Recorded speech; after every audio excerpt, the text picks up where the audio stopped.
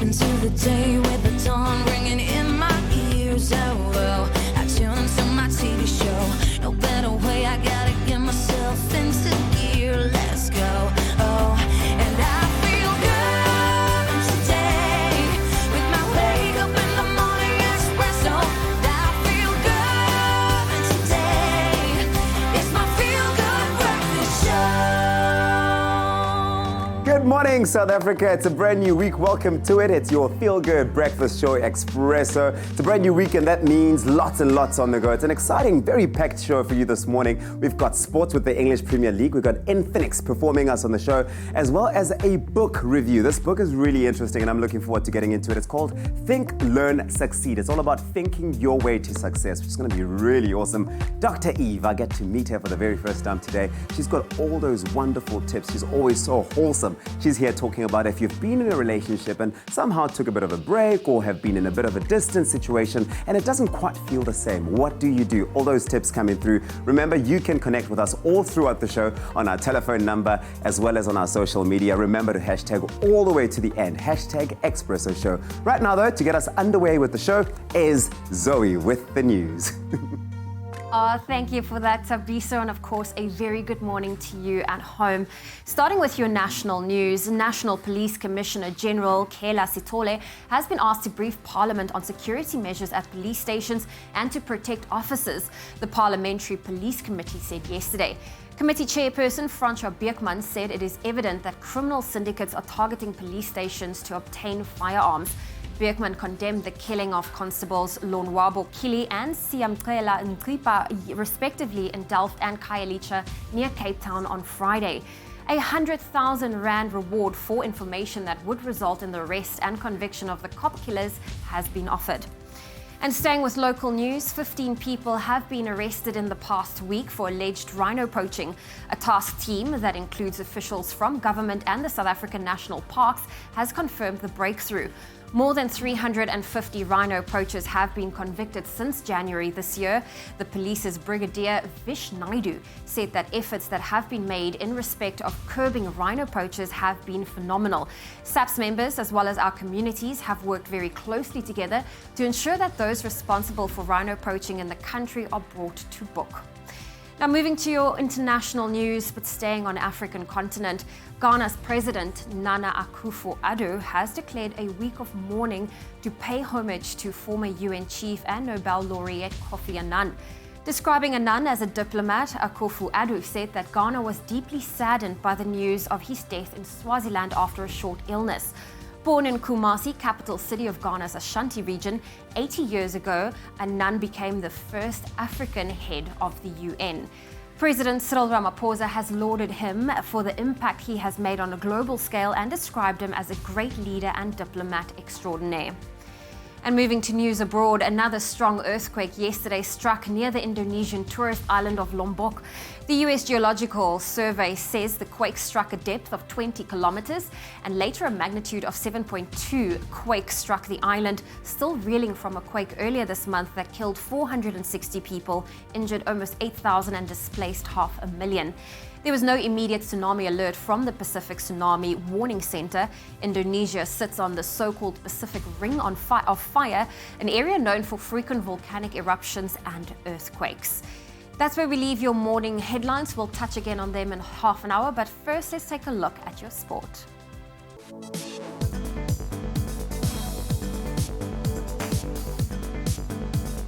To all our sports fans out there, let's take a look at what the scoreboard say from the weekend. Now, the Springboks got off to a winning start in the Rugby Championship thanks to a 34-21 win over Argentina in Durban on Saturday.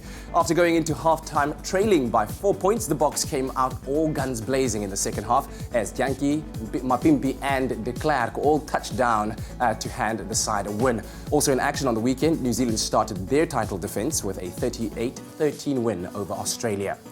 In other rugby news, round one of the new Currie Cup tournament kicked off this past weekend, where the Bulls and Pumas came out victorious.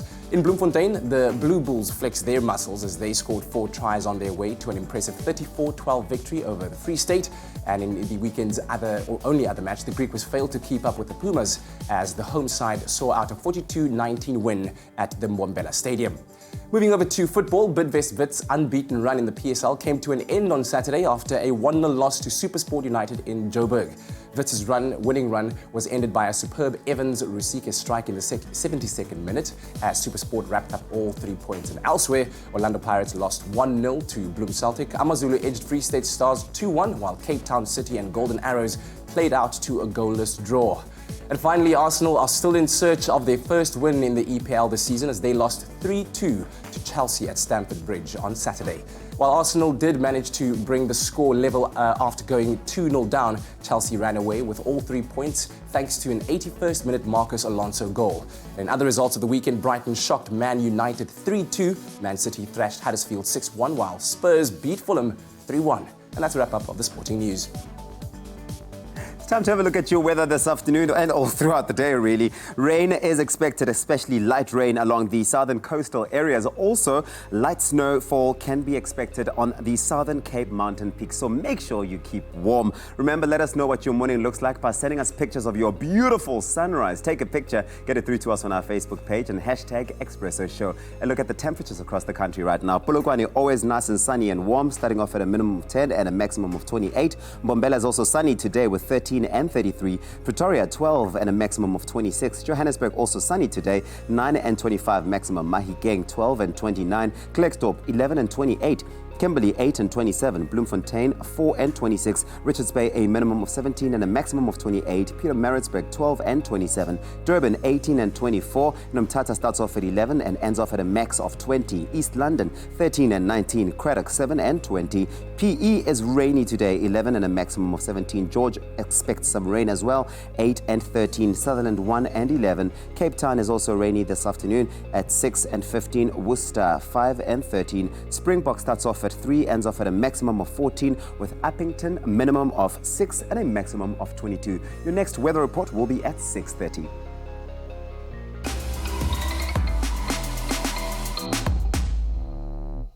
Well, a very happy Monday to you. And of course, we know that we live in a world that changes fast every single day. So we welcome a brand new day today, the 20th of August, and we take a look at what happened on this day in history. Well, a very interesting day indeed, because on this day in 1858, British biologist Charles Darwin first published his theory of evolution by natural selection in the Journal of Proceedings of Linnean Society, the first printed expression of his theory, and over a year before Darwin published his book on the same topic, on the origin of the species. And Darwinists were born. And then also on this day in 1911, we've never gone back that far, have we? Well, we just went to 18... Oh, this is 18, yeah, exactly, 1911. Okay, so on this day, a telegram from the New York Times office became the very first telegram to be sent around the world, and was sent as they were conducting a test to determine how fast such a feat would take to achieve. And the telegram simply read, "This message was sent around the world," and was received back by the original operator a mere 16 minutes later. Very impressive. But now we have cell phones. We do. Much faster. Everything's instant. Well, let's fast forward the clock to 66 years from then, when Voyager 2 space probe was launched on a mission to explore the outer planets fitted with a golden record, which is the 12-inch copper record containing sounds and images chosen to portray the life and culture of Earth. The record contains greetings in various languages, music from many different countries, and images such as diagrams and photos of animals and people. Oh, fantastic stuff. That's our bite-sized dose of history. And you know what? I feel like today is going to be another historic day. You know why? Because you're going to go out there and make it one for the books. Well, still coming up on the show all throughout the morning, we're going to be checking out our Mandela Monday hero who's helping keep children off the streets. And then, you know me, fitness guru of note these days. I'm going to be doing a bit of fitness with Emma Yost. They're looking at a fit band workout, so you need to stick around with us. Go to coffee, no.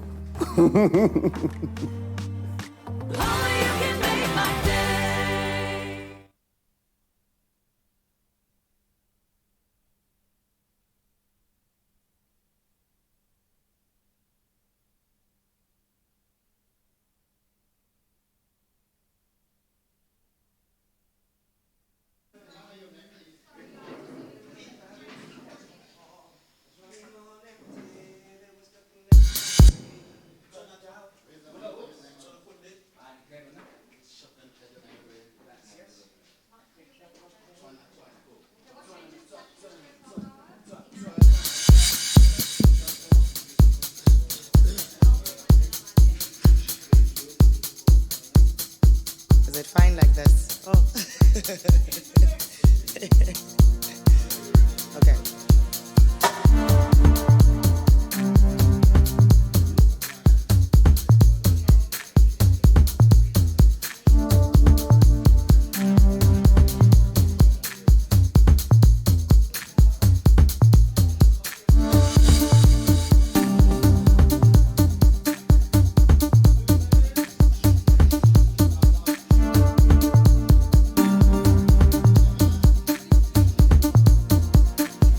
Ngicela ukubonga, ngicela ukuvuma, akekho fana nawe, akekho fana nawe, mama wasekhaya, sisi wamomuhle, sithandwa senhliziyo yami, ndodakazi ehloniphayo. Ngicela ukubonga, ngicela ukuvuma, iqhawe lamaqhawe, nkosazana yoqobo. Oh mama, sisiwa, ngiyakuthanda, ngiyawubona umsebenzi wakho, akubenzima, ukwenze konke okusemandleni akho.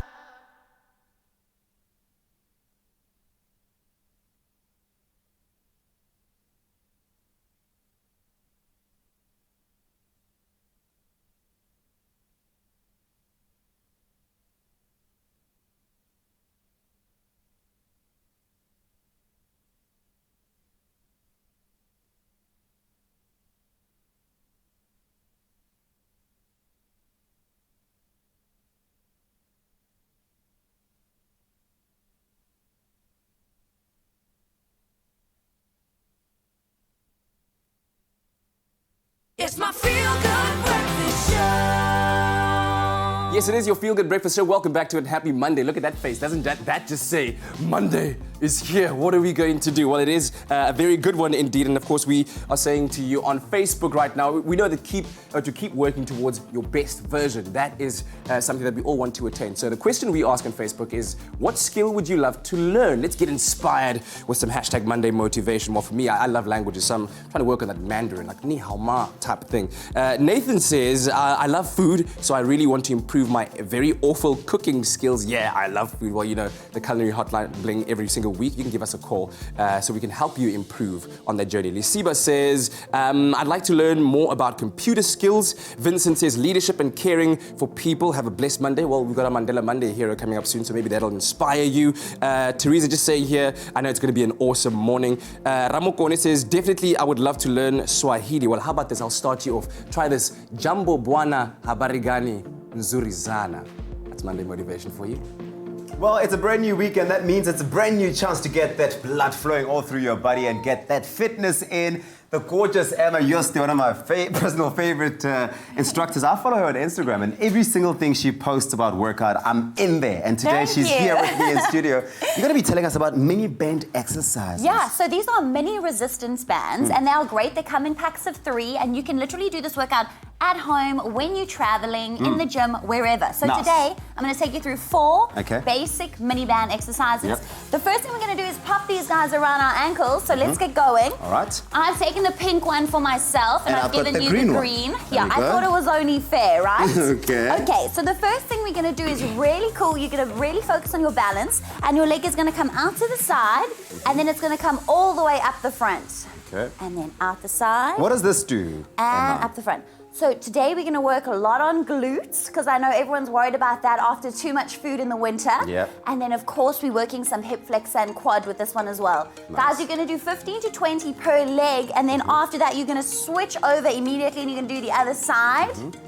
And as you can see, this is quite hectic on the balance. I must tell you, it does take a lot of balancing this. Yes. Yeah. Okay. So guys, that is a combination movement. The next thing we're going to do is called a crab shuffle, and I absolutely love this one. Also great for the glutes.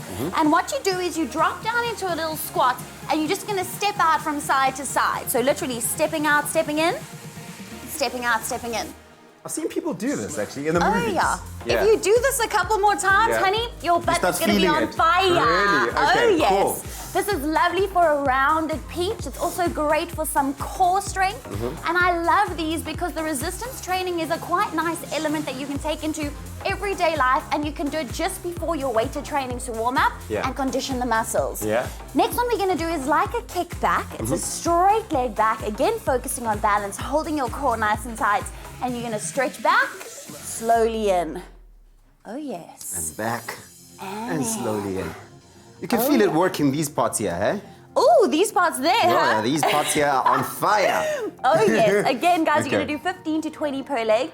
But now what I want us to do to end off, I think maybe Oh, you and no. I should take a bit of a breather because I'm dying. Well, Emma's with us. We're going to do second part of this. But in the meantime, let's go have a bit of water. We'll be back with you right after we'll this. be back. Well, I'm going to quote some Bob Marley for you this morning. It says, stand up for your rights, which isn't so easy when you're under 5 years old. You need someone to stand up for you, and that's exactly what Thembelani Qinishe has made his mission. Seeing a worrying trend of extremely young children on the streets, he acted, came up with a plan, and is busy making all the difference in these critical formative years of children in Soweto. Since spring of 2017, this economically challenged area of Soweto has been home to Nomzamo Kids Centre. From Monday to Friday, 40 children get meals, they're taught basic reading, all for free, and the man who made it happen is our Mandela Monday hero, Thembelani Qinishe. My motivation to start this center, guys, I see like the kids are playing in the street and then roaming, screaming in the street. So I try to go to their parents and ask about the kids, why the kids playing around. So the parent says to me, we are not affording to paying some fees for the kids because we are not working. So I said to them, no, what I will do, I will try to take your kids together and organize some donation for them so that doing some lessons for them, then keeping together so they can help for that.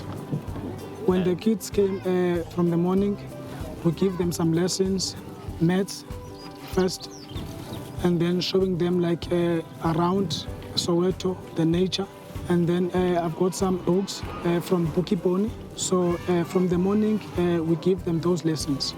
And as I'm saying, the ages are not the same between 1 and 5. So others, they not understand like we give them, like when we give them some lessons, what we're talking about. But others, they understand what you're talking about. My focus is to build this center more than this. I would like to build something like a library, you know, like for the community. So I'm looking very far for this center. What I enjoy, guys, is that like the kids now are together and the kids now is not playing in the street. And also their parents are working and also other parents are still doing the marketing. So that is my enjoy from this community. With everything which Thembelani Qinishe and just one volunteer have achieved, imagine what they could do with a little help. And that's why Thembelani is our Mandela Monday hero this morning. Well, we want to now play a little bit of a game with you. It is our regular Guess Who game. So what we've done is we've deliberately blurred out a photo of someone that is well known to get your brain working just a little bit faster this Monday morning. Now, can you guess who we are talking about? Don't worry, not only are we showing you some blurred out images, but we'll give you a couple of clues to help you out. Well, let's start off by telling you that this is a singer who is known around the world as the Queen of Soul, born in Memphis, Tennessee on March the 25th, 1942. But she spent most of her life in Detroit. Now, some of her most popular songs include songs like Respect, which sounds like... R-E-S-B-C-T. Natural Woman, which sounds like... You can't make me do that. You make me feel Yes, and I Say a Little Prayer for You, which sounds like... forever and ever You're king of my heart. That is so... Listen, wow, a little princess of soul in the making here. Anyway, a biopic starring Jennifer Hudson as this artist is scheduled to start filming in 2019. So those are the clues that we have for you. I think it's super duper easy this morning. So why don't you head on over to our social media platforms. That's at Expresso Show and let us know who our mystery person is. Give us that respect one more time. One more time. R-E-S-P-C-T. There we go. Find out what it means to me. We'll see you after the break. Oh, it's Take that, Let's talk about this.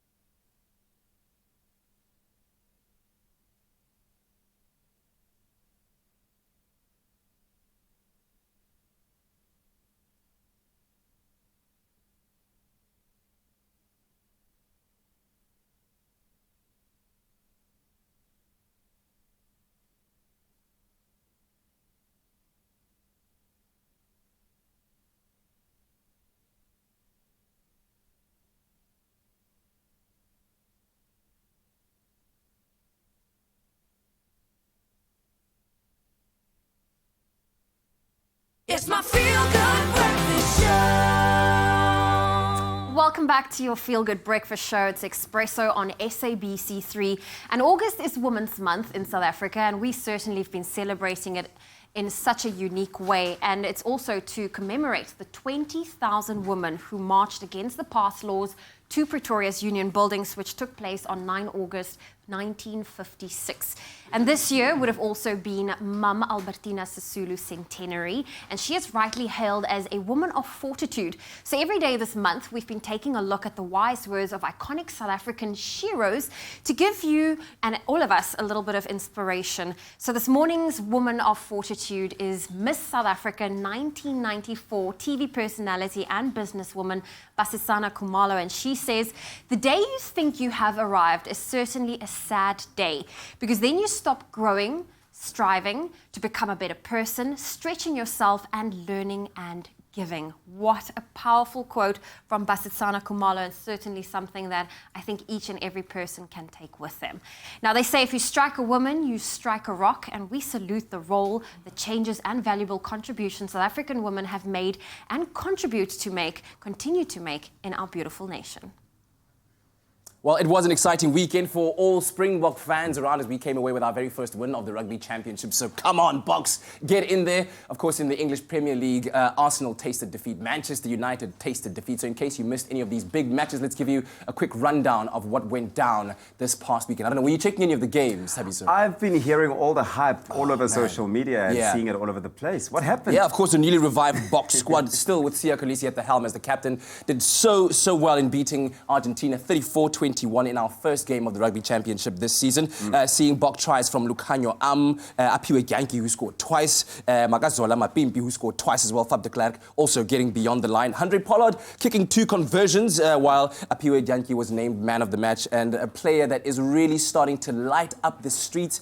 Even the Twitter streets, man, fans are saying these guys, this new look Boks squad is really showing us what South African rugby should look like, what it should play like. So we are definitely hopeful going forward into the Rugby Championship. Marco van Staden and Damien Willemse also made their Bok debuts on the day, so congratulations to them. And in terms of how the game went, despite scoring first, the Boks did go down into the half trailing 14 points to 10, and one might have thought, what is going on, especially playing against Argentina, knowing we still have Australia and New Zealand Zealand to take on, but the boys certainly made up for it. When you look at the stats, we were really doing well. Kick percentage, not really so well with Andre Pollard missing a lot of kicks, 29% to Argentina's 100% kick stat over there. But at the end of the day, what's important is that 34-21 victory, and we look forward to the next game that's going to be taking place on the 27th, our second meeting against Argentina at Mendoza, and hopefully we do well there. In the other rugby championship game, Australia and New Zealand did battle, and you can see that the final score 38-13 with New Zealand beginning. A big loss there, huh? Yeah, but I mean, we're talking about one of the most unbeaten sides in the history of world rugby, so it'll be tough coming up against them, but good to warm up, I guess, against Argentina going forward. And then we flipped forward to the English Premier League. Man, I walked around like a whipped dog this morning, a homeless chihuahua, perhaps not finding its handbag. As we reflect first on Arsenal and Chelsea, one of the big games of the weekend that happened on Saturday. And while it looked like Chelsea were going to run away with it, Pedro coming good on the 9th minute and Morata scoring on the 20th minute, you thought, where is Arsenal going to find their guns? But so they did, with Henrik Mkhitaryan scoring very quickly, followed by Alex Iwobi in the 41st minute. Mkhitaryan making up for a big mistake that he just earlier on had missed a glorious opportunity for the Gunners to put them ahead. And look at that, glorious stuff. And when you look at how Arsenal played, you kind of think like maybe what Unai Emery is doing is really working, because they were able to pass the ball into the 18-yard area. It's just that the finishing was horrific. Aubameyang clapping there, maybe for the fans for not booing him off completely off of that field after he spurned a chance. But at the end of the day, that 81st minute goal by Marco Alonso resulted in Chelsea taking home all 3 points over there. In the other big shock of the weekend, Brighton beat Manchester United. The shock never ends. 3-2. Can you believe it? Mourinho is just sinking deeper and deeper into that troubled lake that managers find themselves in. For him, unfortunately, at the beginning of the season, and it's something that people might not have expected. I'm saying. It's that Percy Tau juju, you know what I mean? They signed him, he's now a member, and now he's bringing that South African flavour. Now what's happening? But I'm sure that Manchester United fans are ruining that missed opportunity. Paul Pogba did score a consolation penalty in the 95th minute, but that only brought the score up to 2. So at the moment, as it stands, Chelsea are sitting second on the log with 6 points and a positive goal difference of +4. Arsenal, with their second defeat consecutively in the opening of a Premier League, something that's never happened in history before, if I remember the statistics. They're now sitting at 17th, while the rest of the table then looks on. And other EPL results over the weekend, Tottenham nearly almost having a scare against Fulham, who've made their way back into the Premier League. They managed to win that game 3-1.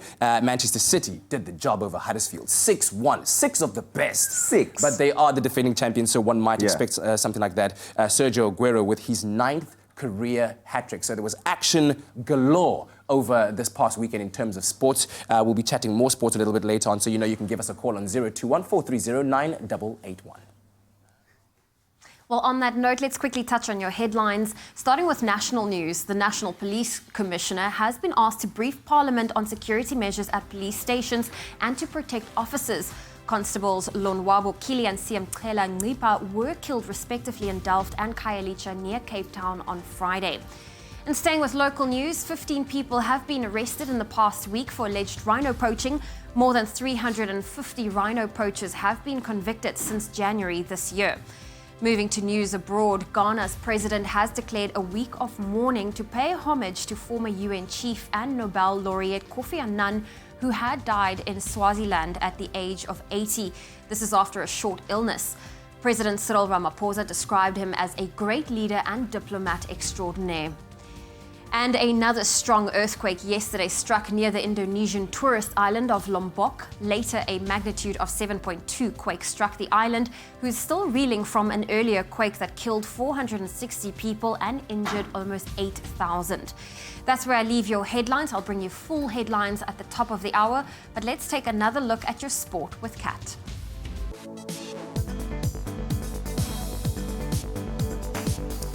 Well, here's a quick look at the scoreboards on the half an hour mark. The Springboks got off to a winning start in the Rugby Championships thanks to a 34-21 win over Argentina in Durban on Saturday. Also in action, New Zealand beat Australia by 38 points to 13.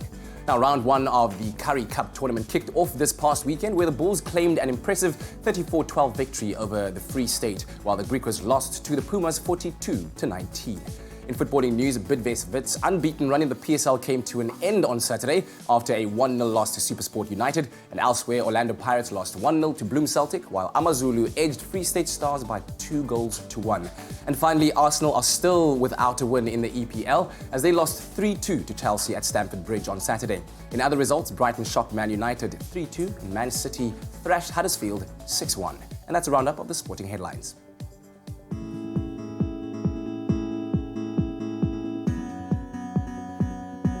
Let's take a first look at your roads this morning in the Western Cape and Kuils River. There's been an accident. It's on the R300 northbound after Van Riebeek Road. The emergency lane's been blocked, so please approach with caution this morning. And then in KZN on the N2 northbound, and that's after Solomon Mahlangu Drive, there's a stationary vehicle and that left lane's been blocked. I'll have another update for you in half an hour. More than a club, more than an appliance brand. Defy.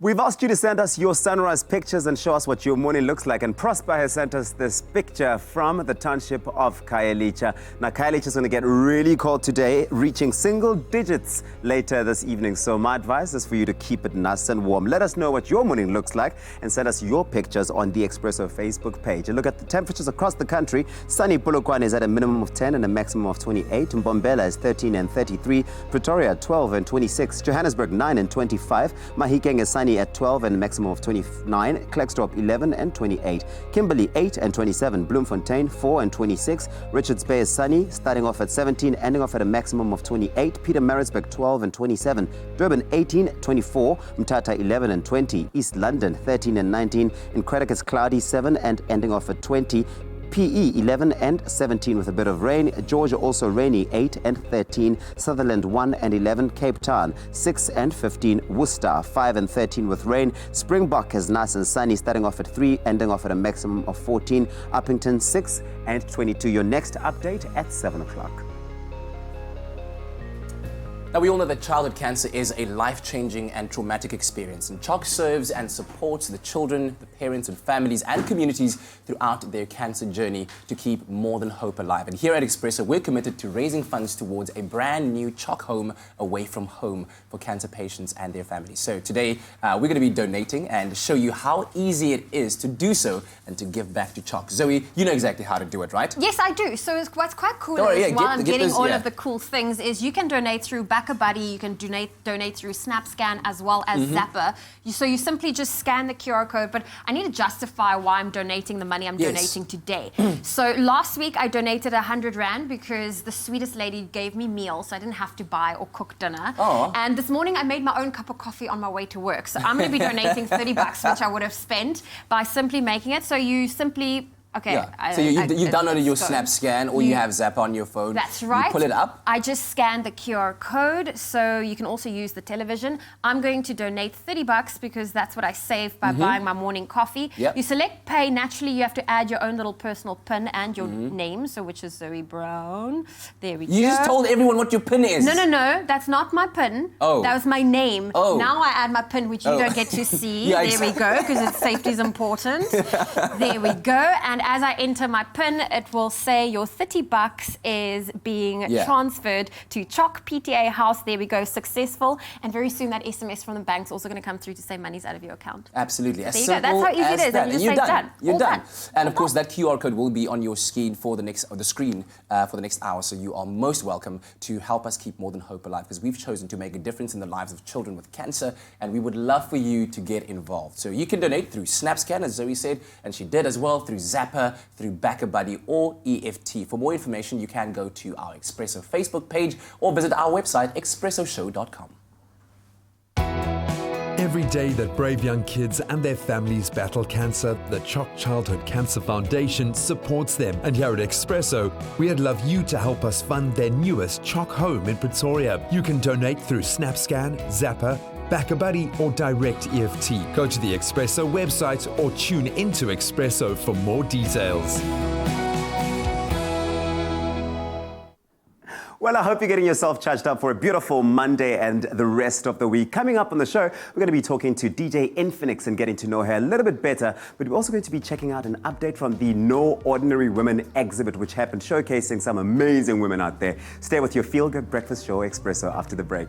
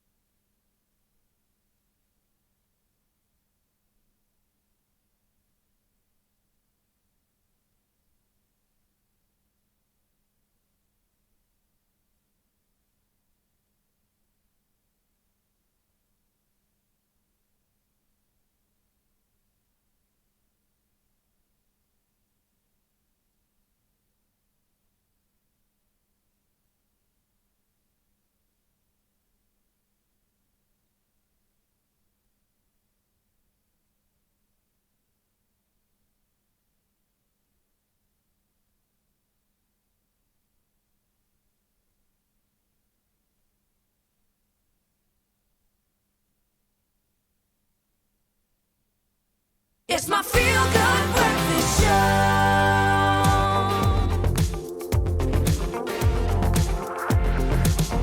Welcome back to your Feel Good Breakfast Show Expresso on SABC3. Happy Monday. Let's take you down to Mzansi as we reflect quickly on some cool local entertainment news. Well, a couple of stories, cool, others not so cool, of course, sad over the weekend, but we'll talk about that sadly. Secondly, let's first reflect on Demi Lee Nell Peters, who isn't just living her best life in, I think, one of the most amazing reigns of Miss Universe I've ever seen. She's living her best life, but she's maximized on it. She's found love in a hopeless place.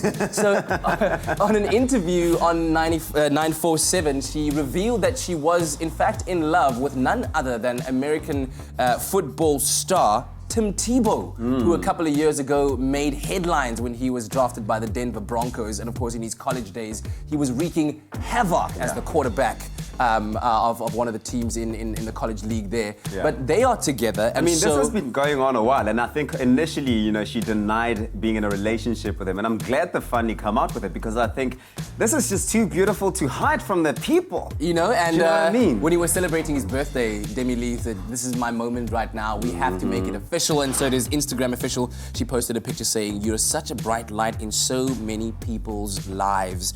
And we're wishing them all of the best. It's like, look at that. Look at that. Can you see the babies in their eyes? No. They just started dating, guys. Calm down. Ain't no babies coming around just yet. Okay? But I think it's good to celebrate love. So congratulations to them. Well, in not so exciting news, I mean, I think yesterday, the 19th of August, will definitely go down in the history books as one of the saddest days in South Africa. Because we laid to rest hip-hop star, Pro Kid. We've been talking about him. Baba. You know, really legend. An absolute pro of it. Yesterday was an emotional day for his loved ones who gathered at the UJ Soweto campus, day after the West Park cemetery for his final send-off. Very fitting send-off as well. I think, everyone who needed to be there was there, but it was also really packed. And his love for Soweto really came shining through. I mean, all of Soweto really came out to lay this icon to rest. So that was happening yesterday. And I think there was a really big celebratory energy around it. It wasn't so sad, really. It was more like celebrating his life and celebrating the mark that he's left us behind with. You know what I'm saddened by, though? And this is something that's pretty weird. I mean, just in celebration of Pro Kid, Vusite Maguire went out on Twitter and he's like, we should have a hashtag Pro Kid challenge where we all just record a video of your favorite Pro Kid lines kind of thing. So we had the In My Feelings challenge, and it's an American rapper. Cool, it's a great song. Everyone was doing it. But where were the South African fans coming out with a Pro Kid challenge? You know what I mean? Bumper. You know what I mean? So, let's continue to celebrate this great man. He did contribute greatly to what South African music is, what South African hip-hop is. Rest in peace, Pro Kid. Well, that's the news that we have right now. Later on, we'll be reflecting on some international entertainment news. August is Women's Month, and we certainly have been celebrating it in many different ways. And art is used as a visual record of the world, and it can be beautiful and captivating and eye-opening at the same time. And this Women's Month, you get to experience the world from 17 unique points of view. No Ordinary Woman is a female-driven exhibit hosted by the PH Center Photo Gallery that shines a light on emerging and established female photographers. And joining us this morning in studio is Peter Badenhuis, the owner of PH Center, Simon Trudeau, the show's curator, and photographer Vui Kobeka, to talk more about what makes this exhibit a standout. Good morning. Morning. Listen, I'm so excited to hear more about what No Ordinary Woman, the exhibit, is all about. Simon, let's start with you. What is this exhibit all about? Okay, the exhibit is about looking at how we represent women in the media, and we asked women to contribute their ideas to showing an alternative view and looking at different ways femininity is expressed. And that was also in light of the gender-based violence that we experience in South Africa at the moment, and just seeing how we can offer a new way of looking at women and what is a woman, what is an ordinary woman, what isn't, what aren't we seeing in the media, and just looking at powerful women and what is the power in our femininity. Okay, thank you for that, Simon. And Vui, I'm going to start with you. You're one of the photographers at the exhibition. What does it mean for you, and not just you, but women of South Africa, to partake in an exhibition like this, given our current climate, social climate? So our current social climate is devastating. It's infuriating at times, and I think that a space, an exhibition such as this, allows us to witness what is possible when we create a space for us to have and confront and engage in these conversations, so that women can reimagine and remember who they are in different ways, so that they can start, going for parts of themselves that they might not necessarily see in mainstream media. Women's bodies are hypersexualized, and I feel like this exhibition gives us the opportunity to think of ourselves in different ways, to have the audacity to honor and celebrate our humanity in different ways. Very interesting. Yeah. And Peter, what does it mean like for you to, you're the owner of the gallery, to have these conversation starters and exhibits in your gallery? Well, basically, the big thing about it is once a year we try and do a show around women because, for us it's very important to highlight all these issues. The name No Ordinary Woman, if you can see it over here, basically, it actually, for me, the big thing about it is not every woman is not ordinary, Every woman is special, and they're unique mothers, lovers, and that's the thing for me is that we're excited. I mean, we've got to actually at the gallery we've got young emerging artists and we've got well-known artists, and that was the thing. Like Nia over here, that's her first show she had, and it's exciting to do that. That's very exciting. Yeah. Now, I think, Simon, I need to ask you, to put a show like this together, I can't even begin to wrap my mind around, but what was the selection process like for you? Okay.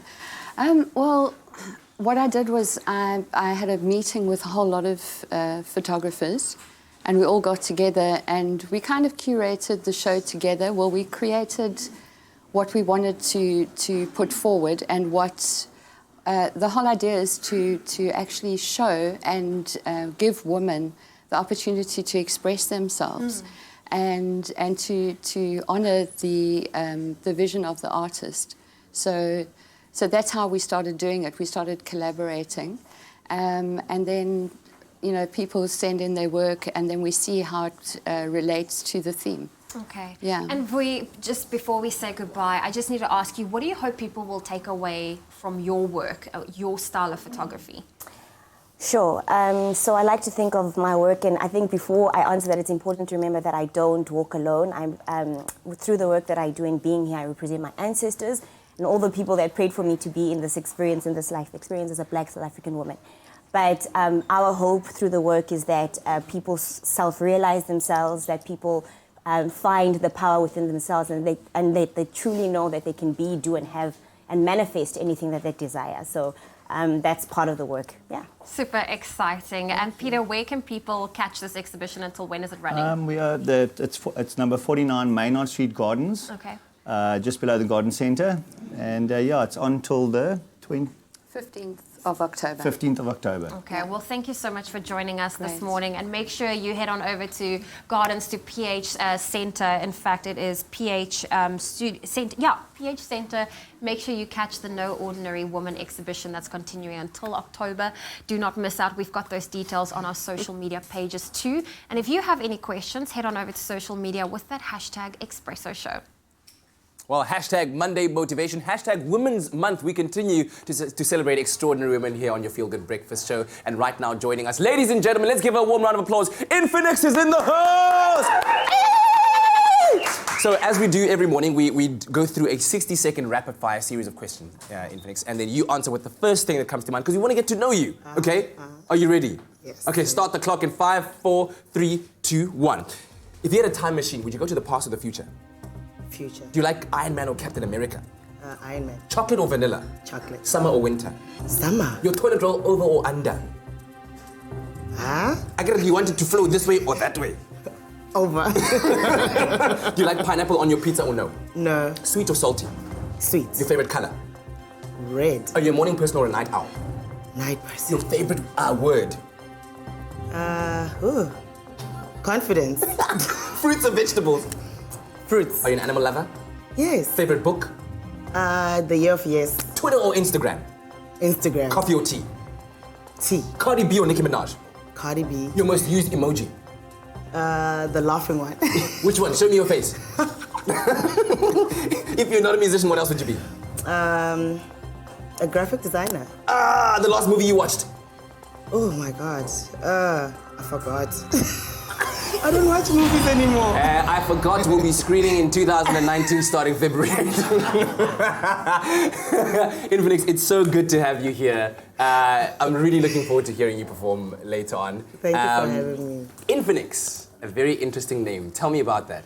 Infinix is infinity, and the X is from my name. Yeah. So it's my talents and capabilities are beyond infinity. Oh, my word. I love that. I love that. And you're both a DJ and a vocalist. Yes. And this is something that you don't really find too often, DJs who sing. So wait, which one came first? Were you first a DJ, then a vocalist, or were you first a vocalist, then a DJ? I was first a DJ, Yeah. even though I've always known that I'm a singer. Oh my God. And so when you perform, sometimes you sing as well. Yeah, sure. Take me back to that first time that you were DJing and you decided to pick up the mic and do your thing, and what the crowd said after I think it was 2012 in Newtown, and while I was playing, there was a mic there, and I'm like, let me try this out. Yeah. And it was actually mind-blowing, but I'm a shy person, so I didn't really pursue it and be consistent with it. So Yeah. I was like, I'm gonna take my time with the singing.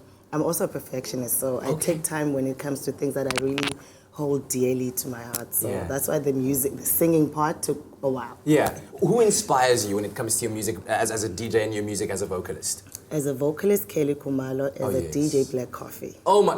Now, so you basically are DJ Black Coffee and Kelly Kumalo in one. I'm here for this, for all of it. We want to go. Can I please go to Ibiza with you? Just saying, you're about to do it. You're about to do the things that must be done on a Monday morning. Of course, stay tuned because Infinix will be performing for us live on your Feel Good Breakfast show a little bit later on. But once again, ladies and gentlemen, Infinix in the house! Come on! Well, she is a definite powerhouse of note. Singer, vocalist, producer, DJ, a combination of all of it to infinity. Coming up, a performance on the show this morning. Looking forward to that. And then we'll also bring you a little bit of a tech update. We'll take a look at the future of the electric car. That and a whole lot more still coming your way after the break. Enjoy a moment in between with McCafe. See you after the break.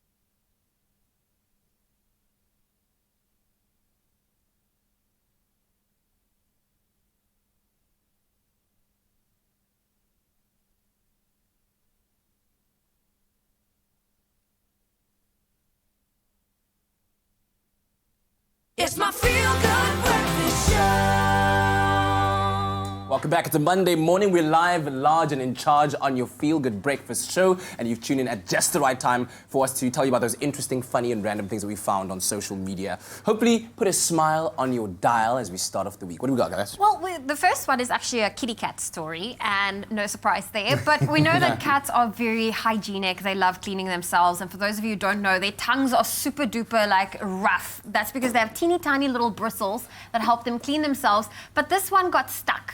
He was busy cleaning himself and he got stuck. There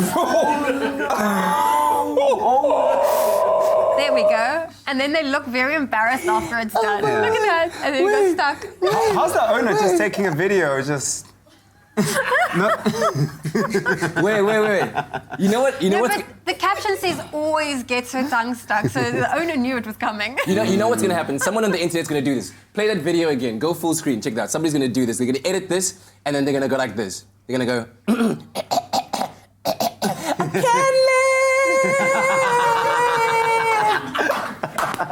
Can libu without you. Someone's going to do that. I'm going to... Anyway, if you're an adventurer, things can happen out there. Now, imagine an otter decides to just hitch a ride on your canoe while you're just having a time. This is what happens. Those things are massive. I mean... Like what? Sorry, Baba. No. It's not for Maslalisane. Please go. And then he just chills. No, please. Sorry. Excuse me. But you're on. You're on. You're done swimming. Good. That otter did not care. He's like, no, you're on my lake. Now I'm on your canoe. Yeah, I know. So now you must just deal. Chilling. Oh gosh, that has to be the laziest otter ever. But aren't they all? They're all, but that's the laziest. Would you be that chill though? I wouldn't be. I would have freaked out. I would have jumped out of the canoe. Well, look, this one really got me laughing. It's so cute. Another creature that's decided to hitch a ride. This dog learned to, ride a bike and join its owner. Extraordinary. It looks super cool doing it and stylish doing so as well. It just looks like it's a TV commercial dog. Thug life. That just, it looks... Oh, they're so special. Yeah, no, that was trending on social media. That really caught my attention, got me laughing. Yeah, well, let us know which stories have caught your attention. And, of course, when you share them with us on our social media platforms, on Facebook or on Twitter, do use hashtag Expresso Show. But right now, it's time for some music. Are you ready for some music? Yeah! Now, she hails from Uitenhage in the Eastern Cape and sets herself apart from most music producers with her ability to spin the decks as a DJ and command the crowd with her beautiful singing voice. Our musical guest this morning, DJ and vocalist Infinix, and a first track that is very appropriate for this month called Mama.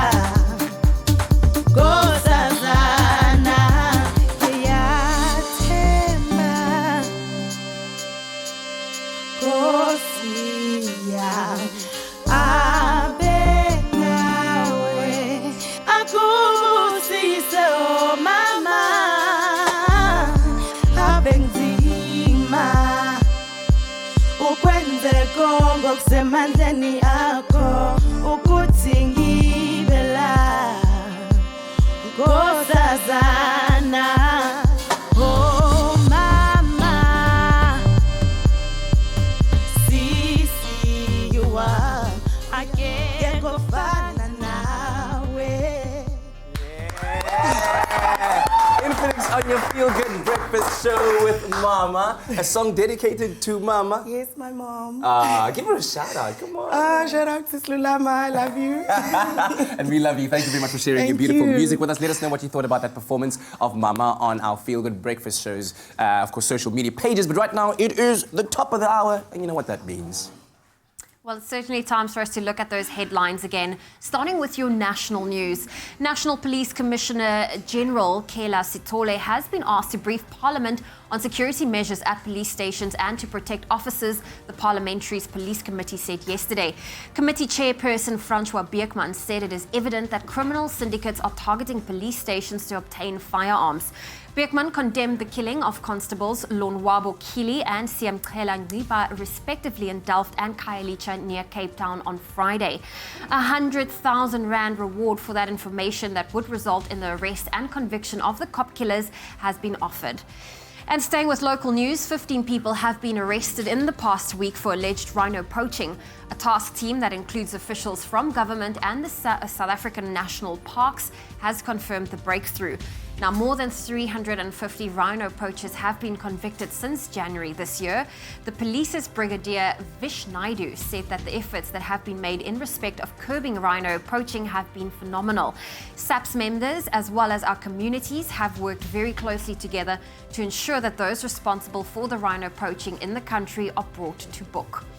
And moving to your international news, Ghana's President Nana Akufo-Addo has declared a week of mourning to pay homage to former UN chief and Nobel laureate Kofi Annan. Describing Annan as a diplomat, Akufo-Addo said that Ghana was deeply saddened by the news of his death in Swaziland after a short illness. Born in Kumasi, the capital of Ghana's Ashanti region, at the age of 80, Annan became the first African head of the UN. President Cyril Ramaphosa has been lauded him for the impact he has made on a global scale and described him as a great leader and diplomat extraordinaire. Now, moving to news abroad, another strong earthquake yesterday struck near the Indonesian tourist island of Lombok. The US Geological Survey says the quake struck at a depth of 20 kilometers. Later, a magnitude of 7.2 quake struck the island, still reeling from a quake earlier this month that killed 460 people, injured almost 8,000, and displaced 500,000. There was no immediate tsunami alert from the Pacific Tsunami Warning Center. Indonesia sits on the so-called Pacific Ring of Fire, an area that is known for frequent volcanic eruptions and earthquakes. That's where we leave your morning headlines. Let's take a look at your sport.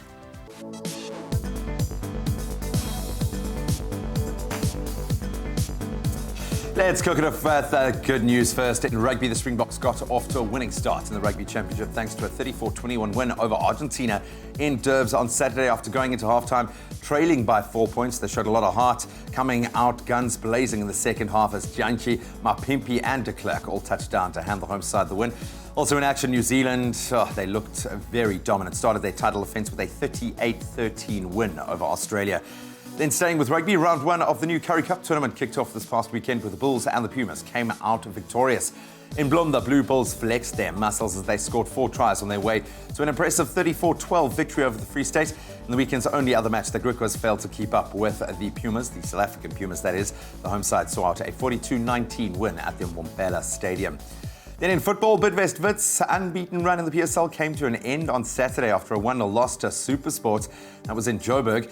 Wits' winning run was ended by a superb Evans Raisuk strike in the 72nd minute as SuperSport wrapped up all 3 points. Elsewhere, Orlando Pirates lost 1-0 to Bloem Celtic. Amazulu edged out Free State Stars 2-1, while Cape Town City and Golden Arrows, they played out to a goalless draw.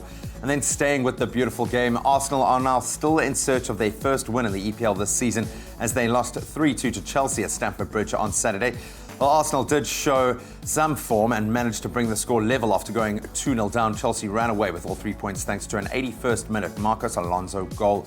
In other results, Brighton shocked Man United 3-2. Man City Oh, they look like they've got their title defence wrapped up already, thrashing Huddersfield 6-1, while Spurs beat Fulham 3-1. Now we're going to open the lines if you want to have your say on all of our weekend sport. How did you think the Springboks fared? 021 430 9881. Kat and I are going to have a little sporting chat in just a moment.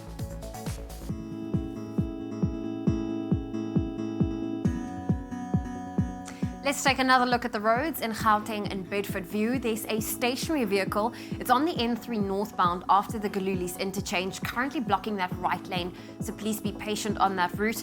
And in the Western Cape in Bellville on the N1 southbound, there's also a stationary vehicle. It's after Durban Road and that left lane's been blocked. That's where we leave your traffic. I'll have another update for you in half an hour.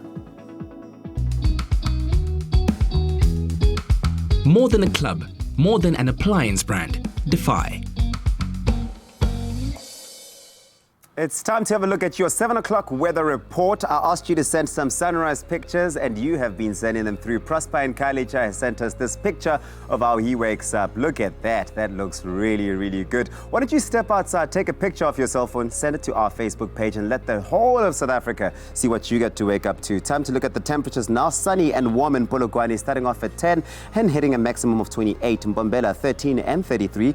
Pretoria, 12 and 26. Johannesburg is sunny, starting off at 9, ending off at 25. Mahikeng, 12 and 29. Klerksdorp, 11 and 28. Kimberley, 8 and 27. Bloemfontein, 4 and 26. Richards Bay, low of 17, highs of 28. Pietermaritzburg, 12 and 27. Durban, 18 and 24. In Mthatha, it's 11 and 20. East London, minimum of 13 and a maximum of 19. Cradock is 7 and 20 with clouds. PE, 11 and 17 with rain. Georgia also with rain, starting off at 8, ending off at a maximum of 13. Sutherland, 1 and 11. Cape Town, the mother city, a bit of rain, 6 and a maximum of 15. Worcester, 5 and 13 with rain. Springbok is got a bit of sun today, 3 and 14. Uppington, a minimum of 6 and a maximum of 22. Your next weather report around 7:30.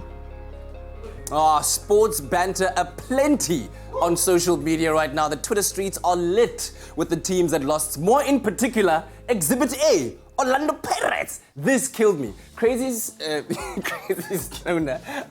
Mara Orlando Pirates karake poloni when people heard Arsenal listeriosis. Kunje bayajewa, bayakiwa.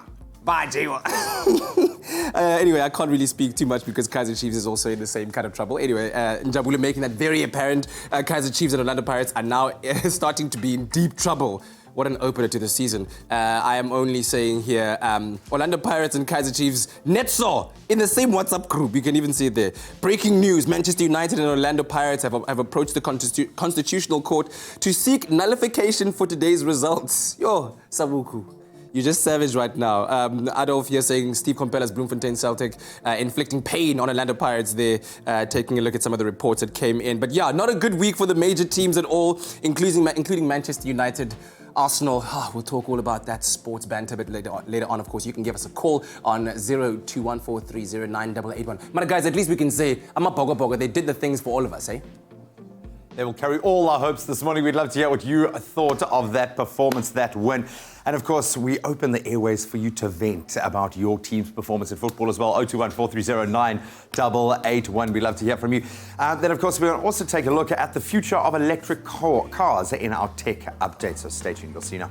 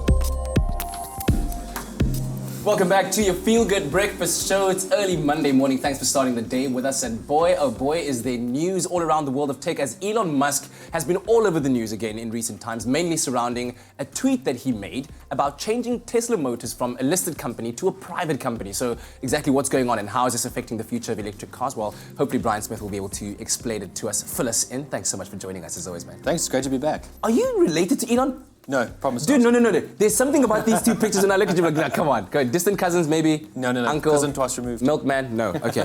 Let's talk about what's happening. So he wants to, has he already done it?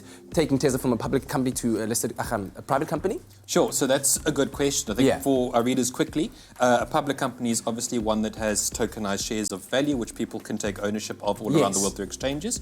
And then private companies, again, are owned by specific individuals, corporates, a board of directors. Yes. And Elon Musk really surprised the world with news in a tweet, as you said, that he wanted to take Tesla private again. What this essentially means is that Tesla would essentially have to buy back all those shares, and again, it would be owned by a limited series of people.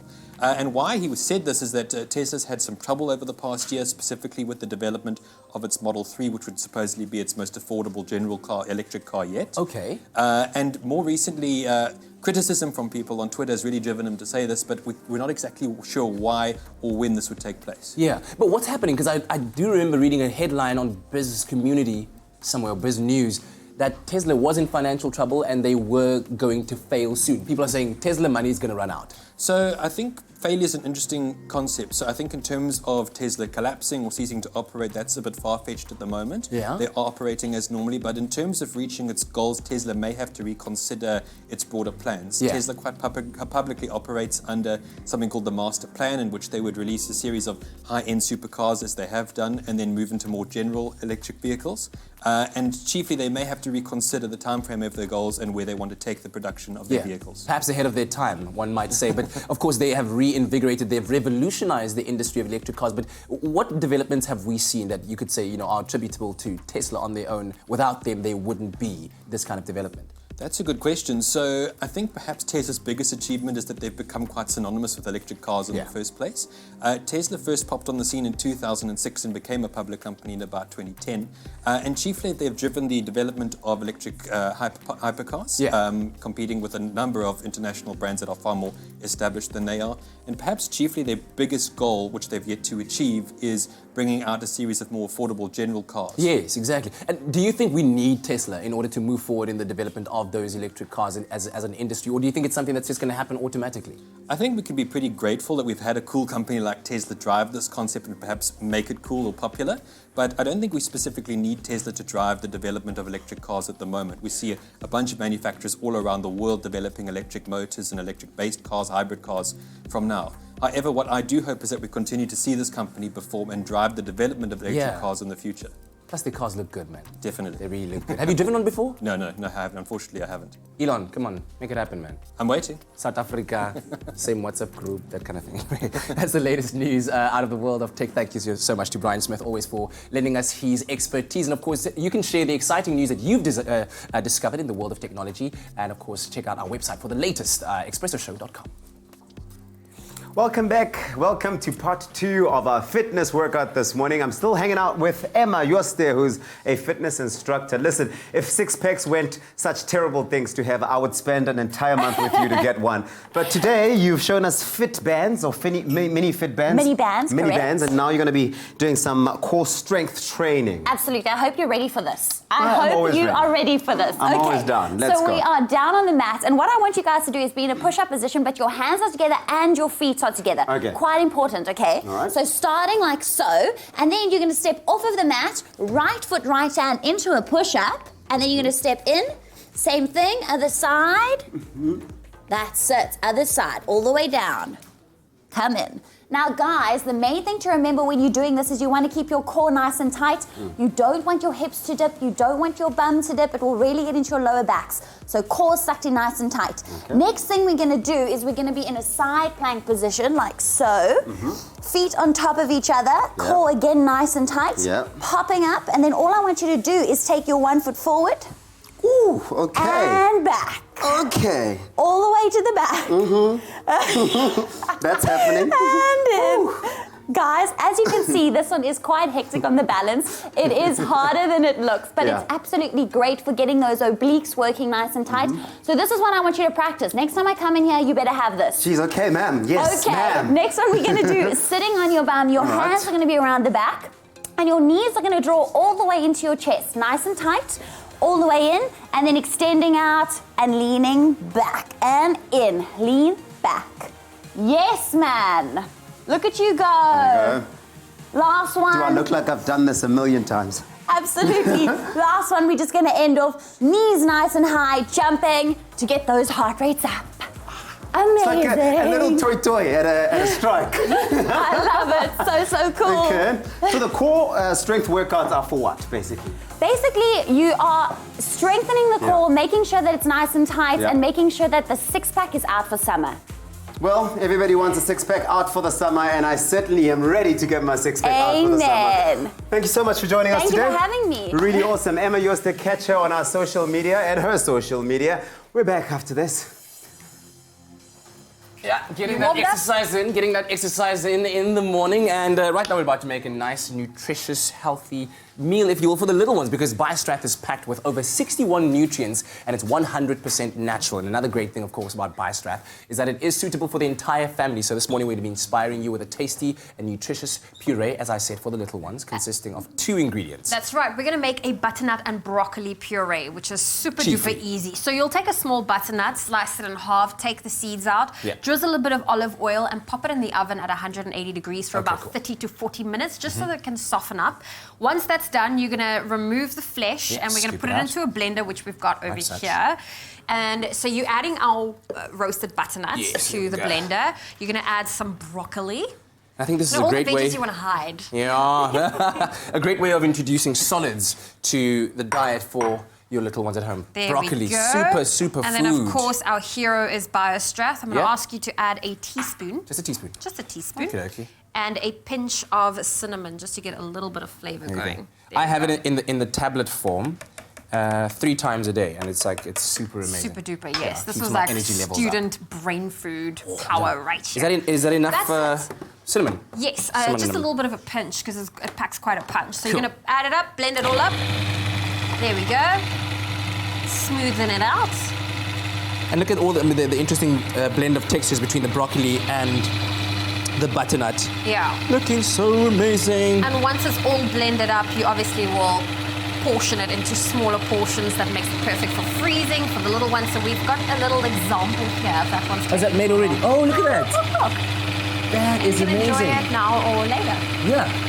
And if you're packing it into your lunchbox as well, then maybe you could pack some, I would serve it with some like lamb chops or something. I would have the puree myself. There we go. All right. There you go. Excellent stuff. So you can SMS the keyword EAT to 33728 and we'll send you the ingredients list, which is actually pretty easy. The key super ingredient, of course, our BioStrath, which is 100% natural, gives your bodies everything that you need in such a demanding environment, and of course, and it's perfect supplementation for your little ones as well, giving them the nutrients they need to maintain a strong and healthy immune system. Only BioStrath gives your body more than 60 of the essential nutrients it needs every day. BioStrath, get what you need naturally. Ooh. And time to dissolve and Cat magically appears. How are you going? I'm good. How are you, man? Dude, so much I want to talk to you about. Okay? Oh, my word. First of all, I don't want you to think of Arsenal's loss this weekend as a loss. It's not a loss, man. It was a massive improvement. We're talking sport, time for you to vent your frustrations. 021 430 9881. What did you think of the major losses for some of the biggest teams, not only in the PSL, but in the EPL as well? And, of course, a great start to the Springboks Rugby Championship campaign with a 34-21 win over Argentina. Little shaky at times. It didn't start off all that solidly, but it's good to see. And it's including the test series against England, where we made a comeback every time. It's good to know that the team has such resilience that no matter what opposition we're faced with, there's always the chance that we can come back, especially when we look at going forward in the championship with the likes of Australia and the All Blacks coming up. That was good to see. I think that the biggest worry is, a lot of heart, great leadership. Clearly, the guys are learning their roles. A couple of change in roles within that as well. A good balance of experience. And, I mean, Faf de Klerk, please give the man an honorary knighthood. If we ever do those in South Africa. He's just superb. Pace out wide. Jantjie Mapimpi. I like the fact Jantjie gifted Mapimpi a second, so we've got to add a brace on either side. But we've got a caller online right now. Ian, I want you to throw it down. So, Ian, how are you feeling this morning? No, happy. I agree with you there. You know, the guys that sort of the debutants for the Four Nations, you know, the centres and the wings that scored the tries, and you know, Lucanio they did well. And I mean, Expresso coming back after it. Last year, the first match, now they impressed me. But like I told the lady now, it's going to become all more tougher, you know, on the road and against the Aussies, and that's when a real test starts.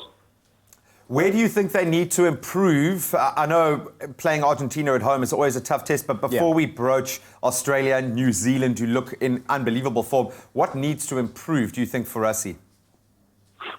Well, I think just the basics, you know, they just the knock-ons and they're like 5 metres from the try line, they make a mistake and they, you know, give the ball back to the Argentines. That happened, and like, when they only did well, but I mean, those like, you got to kick to the 5-metre line. You must kick it on that 5-metre spot, not like 9 metres away, because those 4 metres count, you know, like those small things. But I'm sure with time, and I mean, just the first match now after a long time, you know, they played England quite long ago, so it's going to get better. Yeah, I love that sentiment. Thank you so much, Ian, man. Have a fantastic I wanted to ask day. Ian right now, I mean, as a solid rugby fan, it sounds like you are. What is it like for you to watch the likes of Mapimpi and Jantjie running at defences from the wings? I mean, these are two of the most exciting wings we've had in combination in a while. How exciting is it for you to watch these guys run the field? No, very exciting. No, I love it. I mean, they surprised me because the way Mapimpi was man of the match, and the other one, the Jantjie was man of the match, but Mapimpi, I think, was even a point better. You know, it's like their first test against, you know, the Argentines and the Four Nations, and there's pressure on them, you know, and they're like under the magnifying glass. So I'm very excited, you know, they only get better, and Rassie sort of, you know, he's doing something magical there with them. He's getting the best out of them, so now I'm very excited. Yeah, good stuff, man. We're very excited about your contribution this morning. Thank you so much, Ian. Have a fantastic day. Have a fantastic week. Absolutely love the kicks out wide. That's clearly a secret weapon. There are going to be very few wings and defences that can match them pace for pace out wide. Defence internally against a New Zealand rush defence. It's going to be very difficult, but I somehow think we're going to see a slightly beefed up position. A couple of the bigger guys, maybe Marco van Staden coming into that team going into the Mendoza test against Argentina. That coming out 5 minutes past 9 o'clock, I think, next Saturday. But what a way to start the Rugby Championship. It's going to be a fantastic one indeed. Well done to the Boks. Well done to Captain Siamtanta Kolisi and the boys.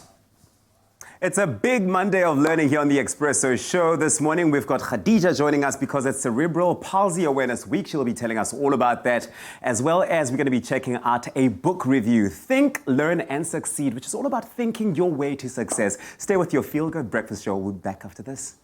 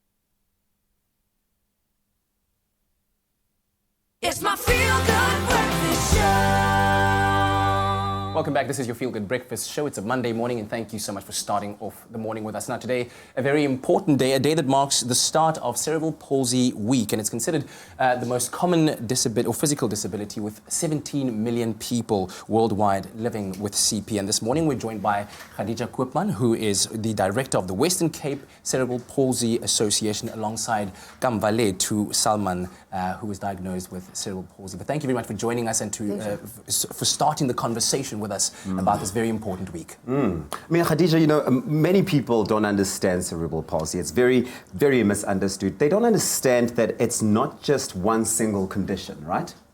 Yes, possibly so. And I think cerebral palsy is the result of the condition is a lifelong condition of affecting movement, posture, and muscle tone. And it's caused by injury to the immature and developing brain, either during pregnancy, during the birth process, or in infancy and early childhood. So the extent of the damage to the brain determines what the disability is going to be. It could be as slight as, very, very mild, and that the disability is hardly detectable. It can, on the other hand, be quite severe, and then there would be associated conditions with it as well, except for the movement. There could be an intellectual disability, there could be hearing impairment, there could be a speech impairment. And because it really depends on which part of the brain is damaged, that is why no two people are the same. And I think that probably contributes to the condition not being understood. Because if you see somebody today with cerebral palsy and you introduce somebody tomorrow, they could present very differently. And I think that is what causes the confusion. Yeah. And Kambaliti, I'll speak to you right now or shortly about what the, Khadija, having been in your life with the WCCPA, what it means to you. But tell me first, Khadija, about the work that you do at the WCCPA. The WCCPA, Western Cape Cerebral Palsy Association, is a 65-year-old non-profit organization. We provide services in the treatment, the care, support, education and employment of people with cerebral palsy. Kamvaletu is at our residential facility, Rosedon House, where we have 57 adults with cerebral palsy who can no longer live with their families. So people are not just there by choice. Their care needs are often very high, and their families are not able to look after them. Also, people with disabilities in general and cerebral palsy live longer. So we have people at our residential facility where they're no longer family of origin. The families have died out, so they're without care. So the 57 people who are with us have nobody else, and their care needs are so high that even if they have families, their families aren't able to provide in their care needs. Now, Kamvaletu, I mean, Khadija's mentioning it's a very, very commonly misunderstood condition. What do you find people most misunderstand about your condition? Because they're helping me, they're nice to me, but I'm watching them. The people now watch us on the TV. And I mean, this is exactly what this is about. We're trying to create awareness by educating people out there. So how can people contribute more to the work that you do? Because like you say, you've got 50 plus people at the home, but there is more that can be done. There is more that we as a public can do to educate ourselves so that we are more, I think, empathetic and compassionate towards people that are diagnosed with... Yes, I think stigma is probably one of the biggest barriers for people with cerebral palsy. If you have somebody who has a speech impediment and their movement is not stable, they're often misunderstood and often seen to be under the influence of alcohol or with drugs. And so those are and that determines how people respond to them. And I think one of the biggest challenges for us is access. Opportunities and access, because there are so many young people with cerebral palsy who have been to schools for children with special education needs, and once they exit the schools, there's absolutely nothing. Our biggest challenge with access is access to transport. So, people in wheelchairs, people with walkers, people on crutches need access to specialized transport, and that is, so it often leads to people being isolated in their homes with nobody else to engage with but their families. And so those are the challenges that people with cerebral palsy experience on a daily basis. Well, Khadija, thank you very much for joining us. Kambaletu, thank you Absolutely. very much for Thank you. being Thanks here for with us, coming. for enlightening us on this very, very important start of Cerebral Palsy Awareness Week. And of course, like you said, one of those challenges. So this is a call out to all of those corporates out there that especially work in the transport industry. If you can find yourself compassionate enough to want to contribute to this cause, then you can find out more. Visit www.wccpa.org.za.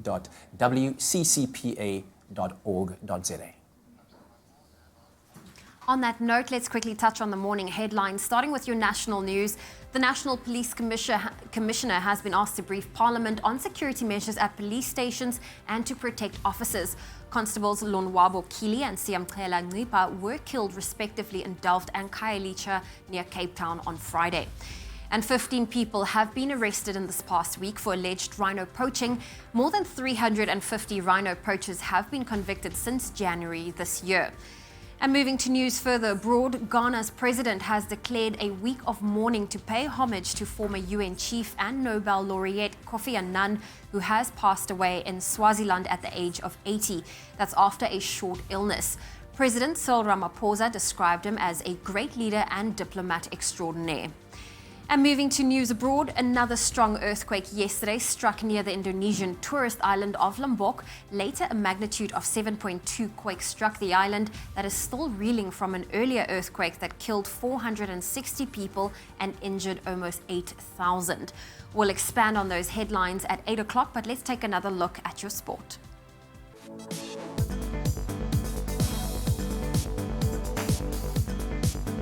The Springboks got off to a winning start in the Rugby Championship thanks to a 34-21 win over Argentina in Durban on Saturday. Also in action, New Zealand looked very strong, beating Australia by 38 points to 13. Then a bit more local. Round one of the Currie Cup tournament kicked off this past weekend where the Bulls claimed an impressive 34-12 victory over the Free State, while Griquas lost to the Pumas by 42 points to 19. In football, Bidvest Wits' unbeaten run in the PSL came to an end on Saturday after a 1-0 loss to SuperSport United in Johannesburg. Elsewhere, bit of a shock. Orlando Pirates lost 1-0 to Bloem Celtic, while Amazulu edged out Free State Stars 2-1. And then a little further afield, Arsenal are still without a winner in the EPL as they lost 3-2 to Chelsea at Stamford Bridge on Saturday. In other results, Brighton shocked Man United 3-2, while Man City, they thrashed Huddersfield 6-1. That's where we leave our sport for now.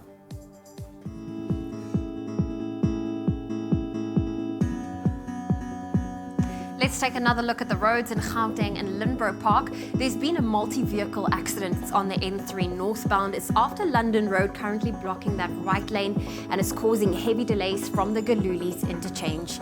That's where I leave your traffic. A final update coming your way at 8 o'clock. Don't fear the flu.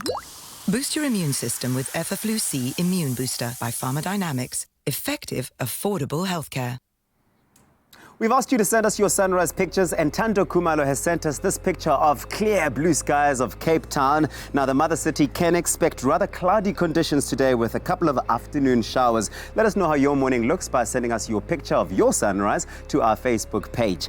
Now, looking at the temperatures across the country, Polokwane is sunny, starting off at 10 and ending off at a maximum of 28. Mbombela, 13 and 33. Pretoria, 12 and 26. Johannesburg, 9 and 25. Mahikeng is sunny, starting off at 12 and a maximum of 29. Klerksdorp 11 and 28, Kimberley 8 and 27, Bloemfontein a low of 4 and highs of 26, Richards Bay 17 and 28, Pietermaritzburg 12 and 27, in Durban it's 18 and 24. If you're in Mthatha, brace yourself for a bit of sun and clouds at 11 and a maximum of 20 rather. East London 13 and 19, Craddock is 7 and 20, PE is rainy at 11 and a maximum of 17, George 8 and 13, Sutherland 1 and 11, Cape Town 6 and 15, Worcester 5 and a maximum of 13, Springbok minimum of 3 and a maximum of 14, Uppington low of 6 and highs of 22. Your next report at 8 o'clock.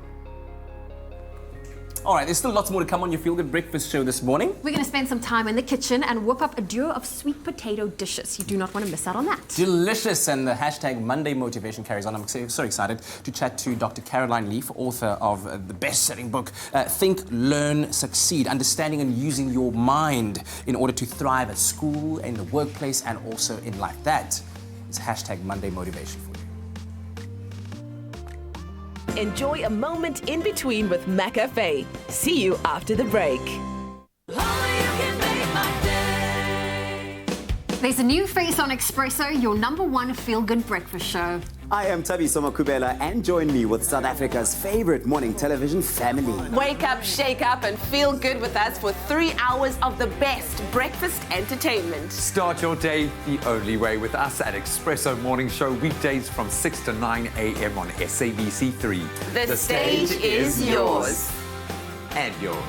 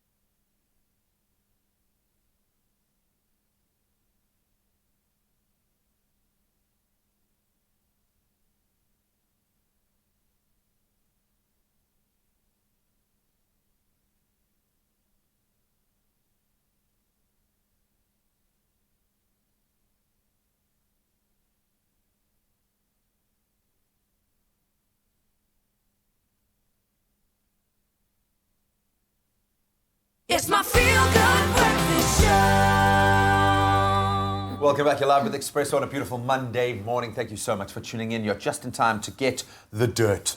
Let's dish the dirt. Backstreet's back. All right. They are back, but unfortunately, the Backstreet Boys had to cancel their concert over the weekend due to severe weather that caused a tent to collapse. Now, unfortunately, 14 Backstreet Boys fans were injured in the ordeal. Sure. Kevin Richardson and Nick Carter, they tweeted about the ordeal, saying that emergency services are on the scene. Those who have been injured are getting help. And fortunately, there were no fatal injuries, but still the concert had to be cancelled. I think it must have been strong winds going on. So unfortunately, I mean, we've seen it here in Cape Town what's happened. Yeah. Lincoln Park in that kind of situation. But so rather cancel and reschedule. So Must be really devastating though when you've been looking forward to a show by the Backstreet for like 20 Boys years. for years. Okay. And then this happens. Now what? Trust We're me, going to watch on YouTube. if they've been fans since the 90s and are still fans, they will be They can fans wait. for a few more months, a years, little bit longer. decades. Yeah? Well, still staying with your international news, rapper 2 Chainz has finally tied the knot with his lover, Keisha. He tied the knot with longtime love, Keisha Ward, on Saturday, and Kim Kardashian and Kanye West were among the celebrity guests in attendance. But now, not only were they the celebrity guests in attendance, they also really did steal the show. I mean, look at that outfit on Kim. They are a good-looking couple. They really are. You do want to see them everywhere they go. But I mean, social media was abuzz with just, tweets about their outfits, with Kim Kardashian rocking her neon dress, and then Kanye, of course, in his suit. But look at Kanye's shoes. I want everybody to pay attention to those shoes. I hope that doesn't become a trend, because that's going to worry me. That's like Croc territory right there, Yeah, man. apparently That's they're probably called. why she wore such a bright dress, so no one looks. So at no the one looks at the shoes. shoes. They're called slides. They're Yeezy slides. I hope they don't become a Maybe thing. he hurt his foot. No? But you know, he probably needed them. But I mean, 2 Chainz said I do to WOD at the Villa Casarina in Miami, and it was just such a beautiful ceremony. And of course, later on they had a beautiful party with all the celebrities. Kim Kardashian wearing her neon dress, but of course later in the evening she had a neon wig to match. She's trying to make neon Talk about sing. stealing the show. And yeah, that's what happened. Thank you. We absolutely love them. We love the Kardashians. We love the Backstreet Boys. But we are, on a more serious note, grateful that no one got injured during that accident. But you can let us know, who should we be tracking in our entertainment news? Who are you following online?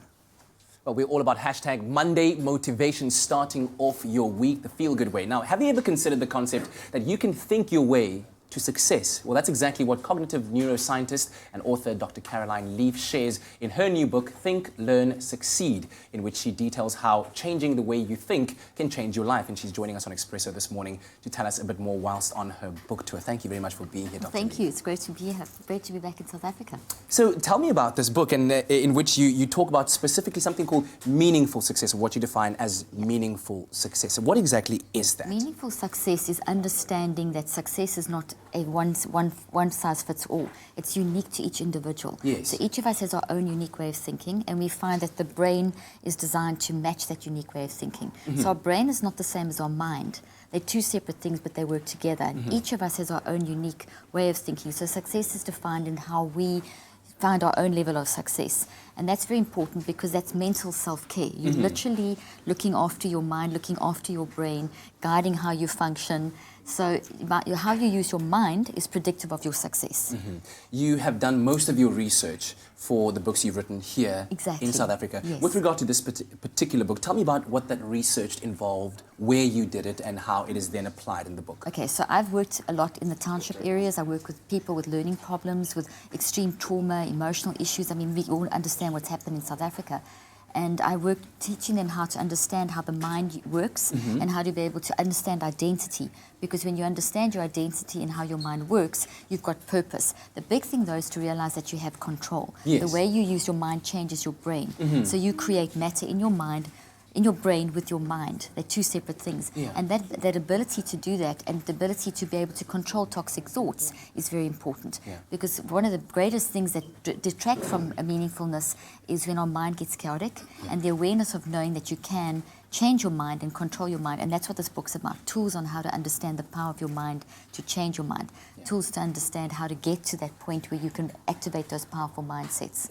And what have you found in your research to be some of the biggest hindrances to our own meaningful success? Chaotic thought life, a thought life that gets out of control, and also that whole current technology where we just gather information like puzzle pieces and we don't build the puzzle, which leads to that ADHD society. Which Yes. is, ADHD is not really a disease. It doesn't really exist. What we have is when we don't use our minds correctly, we actually mess up the way we concentrate, pay attention, focus, and we create this very chaotic thought life of gathering data instead of thinking it through. Yeah. That's the one side, and then the other side is that we try and be like someone else. So with technology, we can scroll through Instagram and see the Yes. perfect body, the perfect this, the perfect that, and that can confuse our meaningful success. So we've got to get to know ourselves, get our thoughts under control, and then we get to the point of meaningful success. Yeah. That's unique to you. What is it that inspired you to put forth a book like this that details those tools that we need in order to avoid or find solutions to those things that are holding us back from success? Well, I always had an interest in the mind and the brain, Yes. and very fascinated that we aren't powerless, that we are not victims of our biology,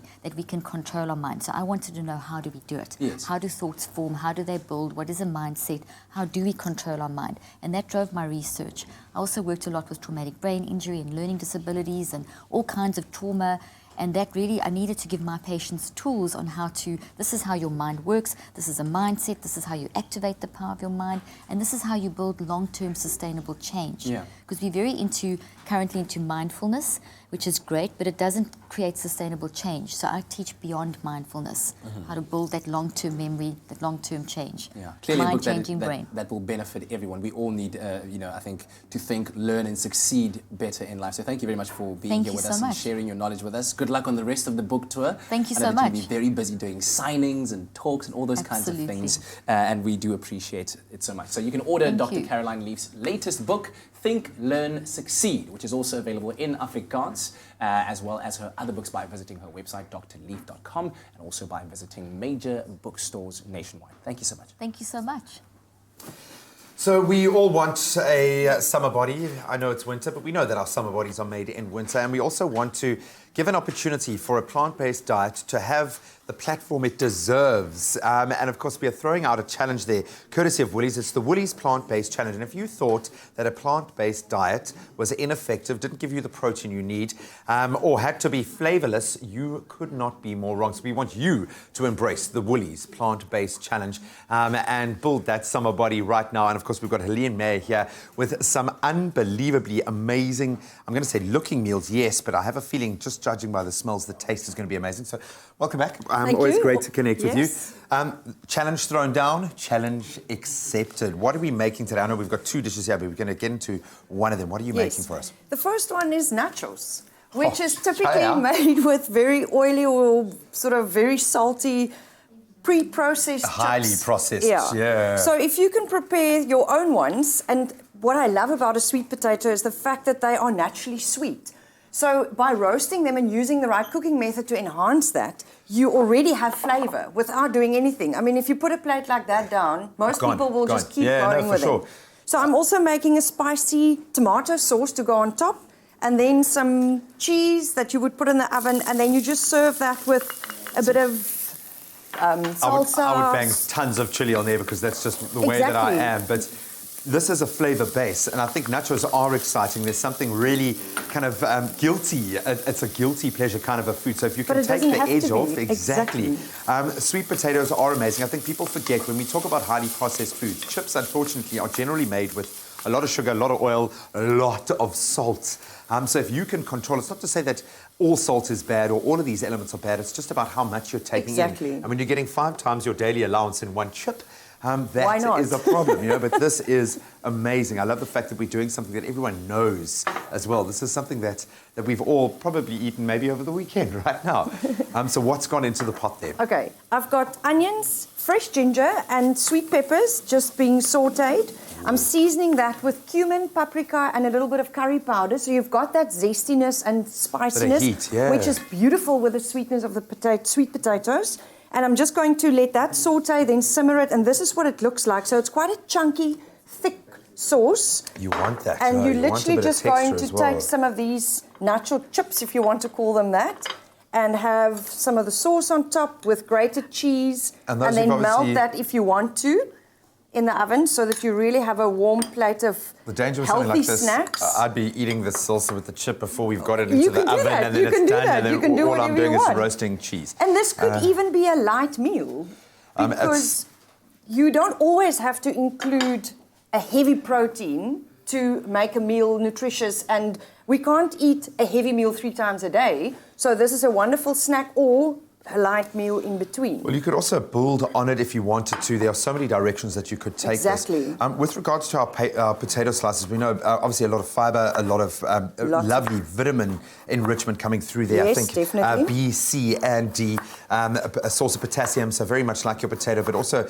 sits on quite a good spot in that glycemic index. With regards to getting the perfect chip, though, out of this, looking at, you're not slicing them too thin, not too thick. You want a bit of backbone there. And with the skin on, because that also retains a lot of the nutritional value. So don't take the skin off. It also helps to keep them intact when they're roasted. And I literally just toss them in a very small amount of oil and pack them in a single layer on a baking tray. Roast them like that at 200 degrees until they're nice and crispy to your preference. And they even last a couple of hours before they go softer.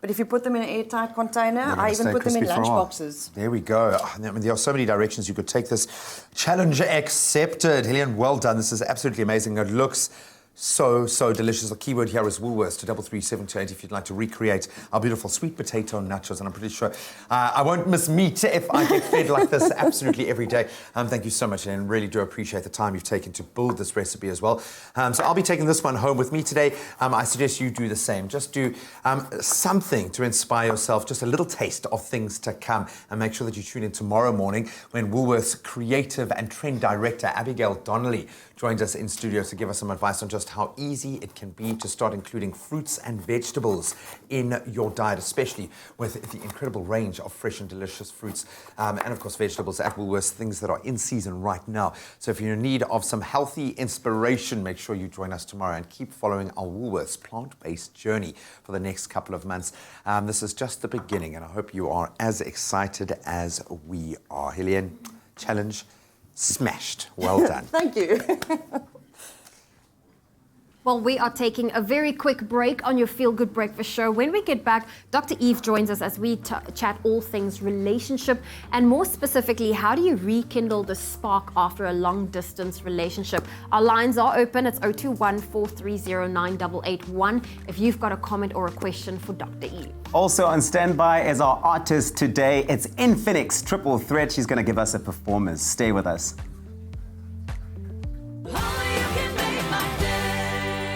All Expresso presenters and guests fly domestically with Mango. Enjoy outstanding service, online check-in and seat selection. With the widest booking and payment options, Mango is the only airline globally to accept store charge cards as a means of payment. Fly in comfort with ergonomically efficient seats for more legroom aboard a fleet of new generation Boeing 737-800 aircraft. Join the presenters of Expresso and fly Mango.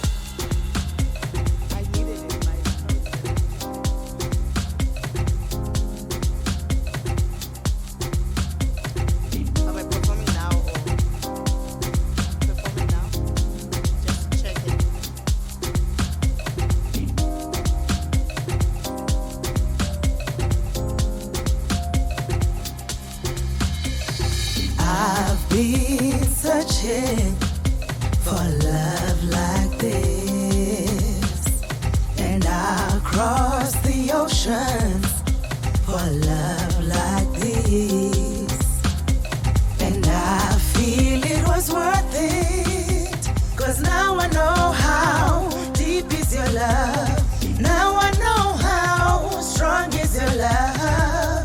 Only kutalo, utando rangembela.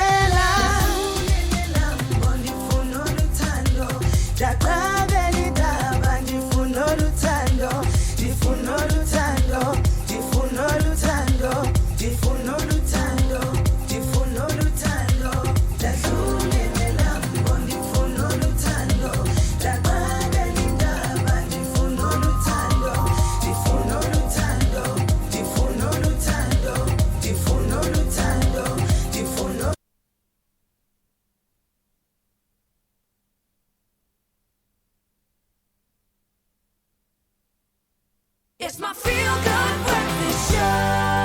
Happy birthday, a very happy birthday to you.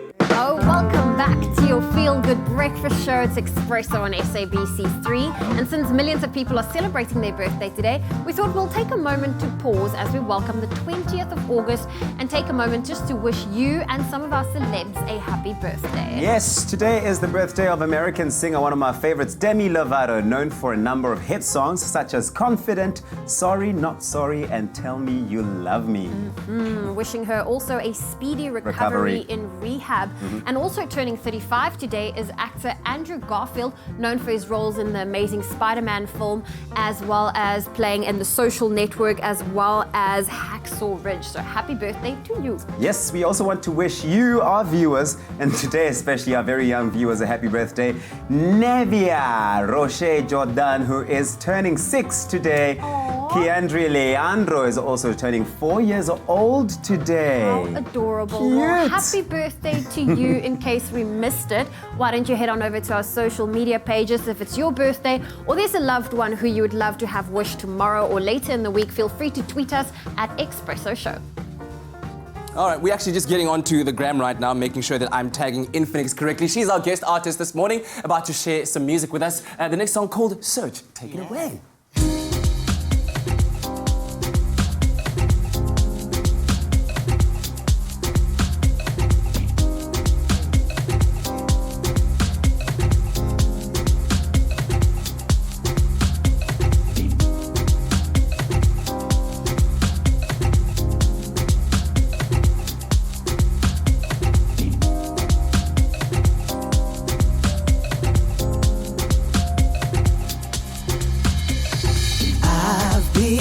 Searching for love like this, and I'll cross the oceans for love like this, and I feel it was worth it, 'cause now I know how deep is your love, now I know how strong is your love. Utando lwangempela.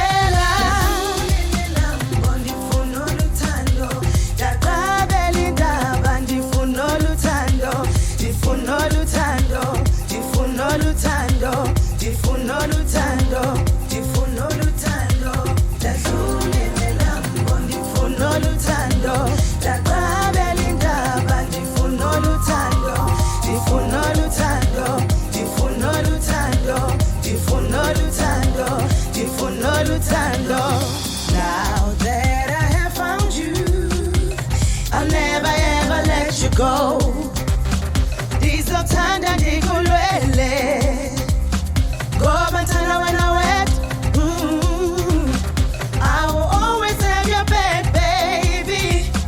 You can count on me. You can count on me. Ngoba unikuthando, unikuthando, uthando lwangempela.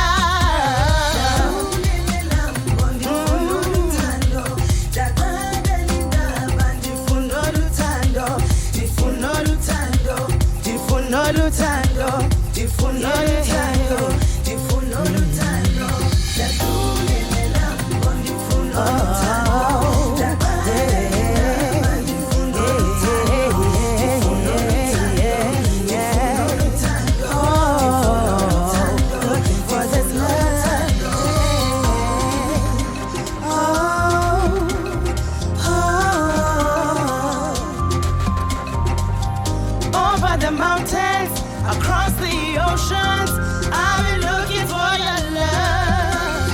Oh, oh, oh, oh.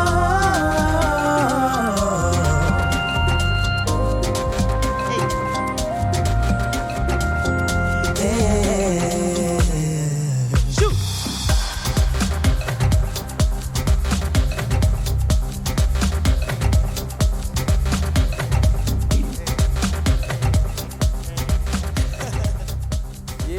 Give it up! Infinix on your Feel Good Breakfast Show.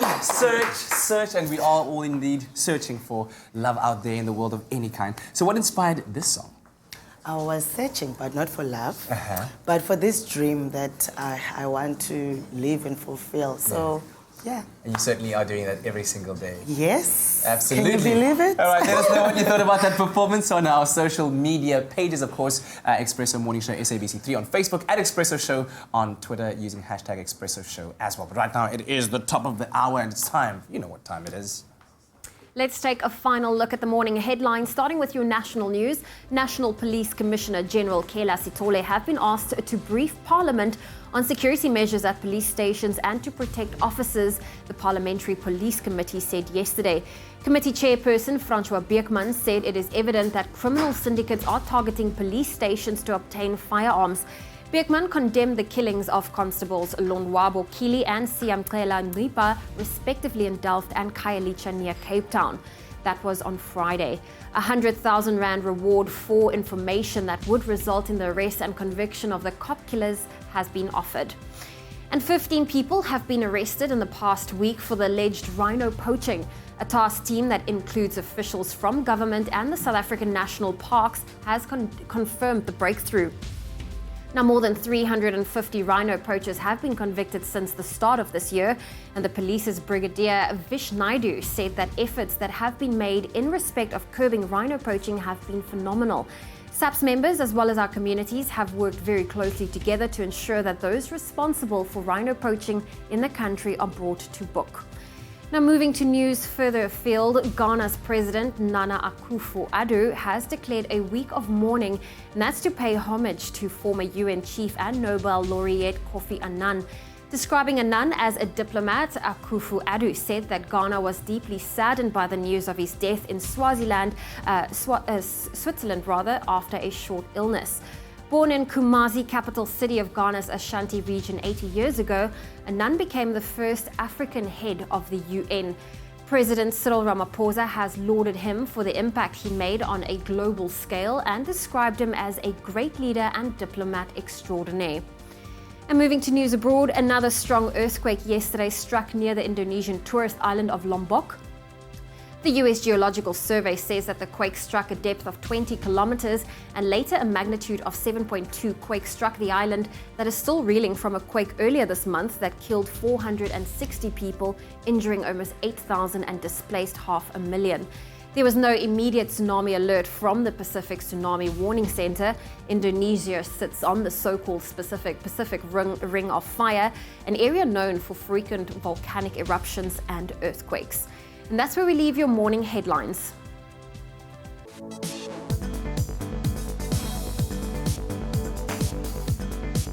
Let's kick it off with the Rugby Championships. The Springboks got off to a winning start in the Rugby Championship thanks to a 34-21 win over Argentina in Durban on Saturday. After going into halftime trailing by 4 points, Boks showed a lot of heart, coming out guns blazing in the second half as Jaintjie, Mapimpi and de Klerk all touched down to hand the home side the much-needed early win.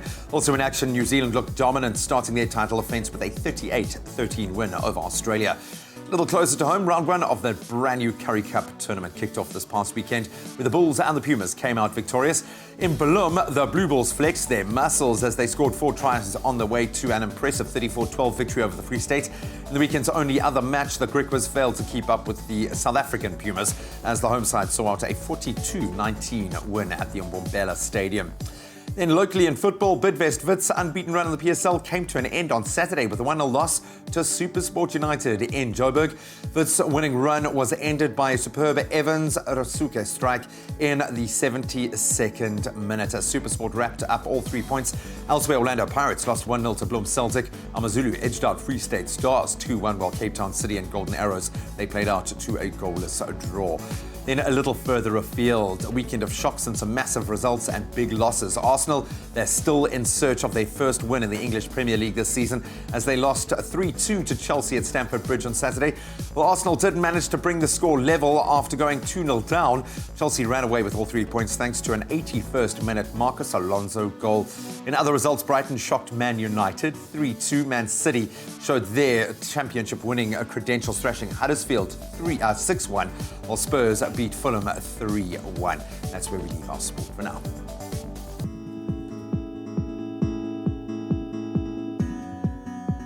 Let's take a final look at the roads in Gauteng and Benoni. There's been an accident on the N12 westbound. It's after Tom Jones, causing more than 40-minute delays from Kingsway. And in the Western Cape and Ottery on the M5 northbound, we have delays of up to 19 minutes between Ottery Road and the N2 with an average speed of only 20 kilometers an hour. That's where we leave your roads and on your Feel Good Breakfast Show. A final look at your weather temperatures across the country, but first, thank you so much to Prosper, who sent us his sunrise from the township of Khayelitsha, as well as Tando Kumalo, who sent a picture from Cape Town of her cloud cover. Remember, we want to see what your morning looks like, so why don't you take a picture tomorrow and show us what you get to wake up to on our Facebook page. Now, Polokwane starts off at a minimum of 10 and a maximum of 28 today. Mbombela 13 and 33. Pretoria is at 12 and 26. Johannesburg is sunny at 9 and a maximum of 25. Mahikeng is also sunny with with 12 and 29. Klerksdorp 11 and 28. Kimberley low of 8 and highs of 27. Bloemfontein 4 and 26. Richards Bay 17 and 28. Pietermaritzburg minimum of 12 and a maximum of 27.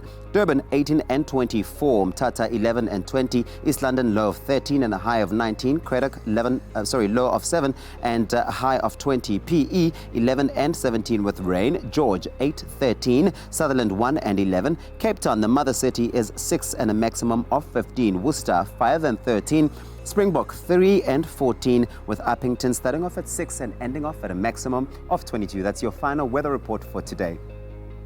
So in our guessing game, Guess Who, on this Monday morning, we wanted to see whether you could think fast. We showed you this blurred out picture, including others giving you some clues to see whether you could guess who. We said, Guess Who time, a biopic starring Jennifer Hudson, as this artist is scheduled to start filming in 2019. Do you know who this is? And I think most of you got it absolutely correctly. You said it is the Queen of Soul, Aretha Franklin. Candace got it right. Malcolm also did. Shaz is in there as well. Shalene got it right. Ike Ding as well. Claudia also got it right. Denica here saying the legendary Queen of Soul and R&B, Miss Aretha Franklin. Byron also getting it right there. Lebo getting into the mix. Ki Dumedzi, Anthea, Janet, Palisa, Sharon, Nazira, all of them know this lady who gave us songs like, oh baby, what you done to me. That's the part where you guys sing like, yeah, you make me feel so good inside. That might be your reaction if you found out that it's Vetkoke and Amakwinyak Day. We are going to be celebrating that right here on your Feel Good Breakfast show. Sounds absolutely delicious. And then Dr. Eve is back. Now She's joining us this morning for our relationship chat. We're talking all about rekindling the flame if you've got a long-distance relationship and you're back together. How do you do that? She's got the answers. And our lines are open. It's 021 430 9881. We'll see you after the break.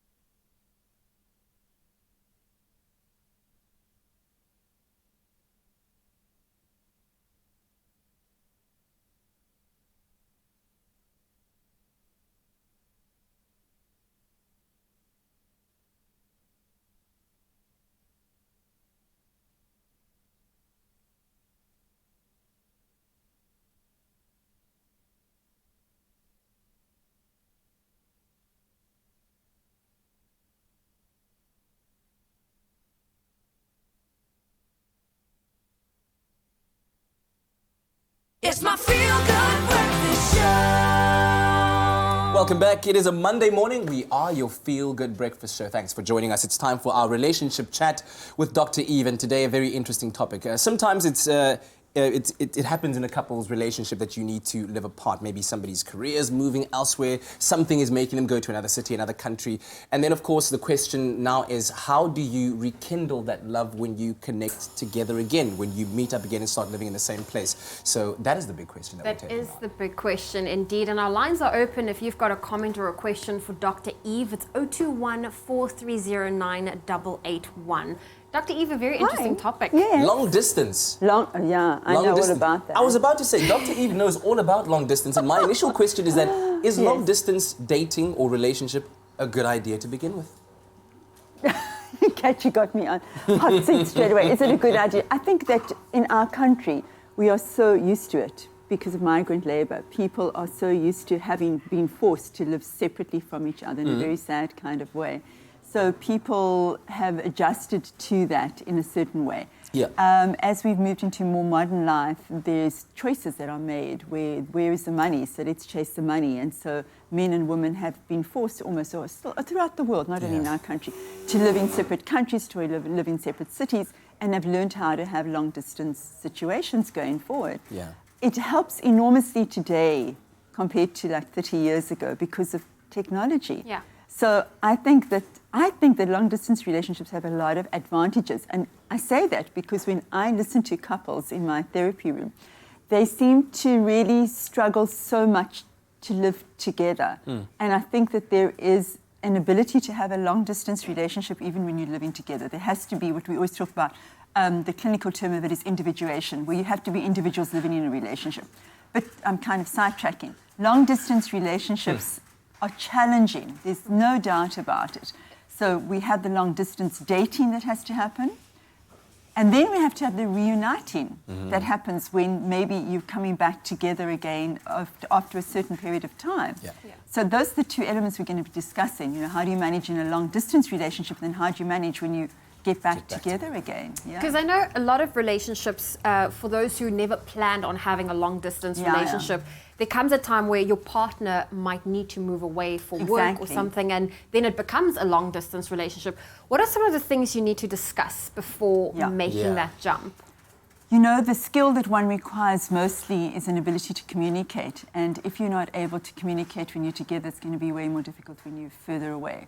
So you have to have something called commitment.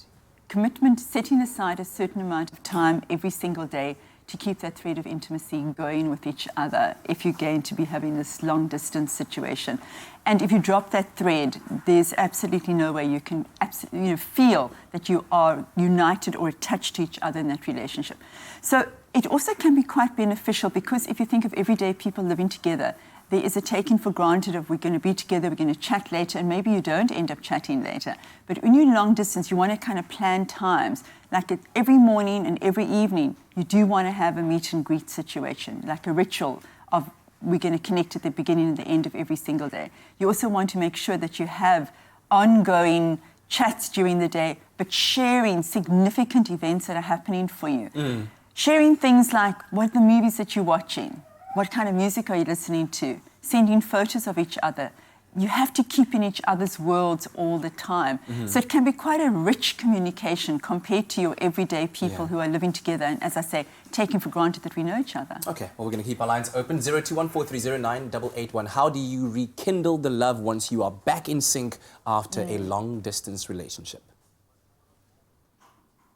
Stand up for your rights, said Bob Marley, which isn't so easy when you're under 5 years old. You need someone to stand up for you, and Thembelani Qinishe has made that his mission. Seeing a worrying trend of extremely young children on the streets, he acted, came up with a plan, and is busy making all the difference in these critical formative years of children in Soweto.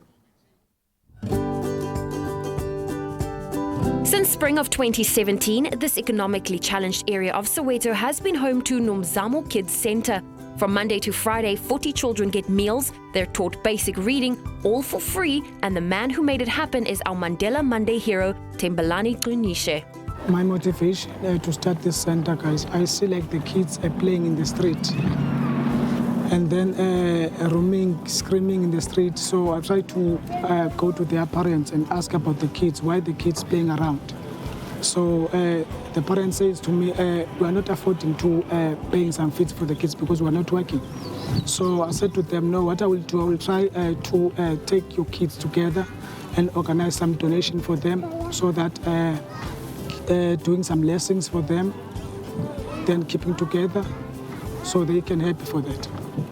When the kids came from the morning, we give them some lessons, maths first, and then showing them like around Soweto, the nature. And then I've got some books from Bukiboni. So from the morning, we give them those lessons. And as I'm saying, the ages are not the same between 1 and 5. So others, they are not understand like we give them, like when we give them some lessons, what we're talking about. But others, they understand what we're talking about. My focus is to build this center more than this. I would like to build something like a library, like for the community.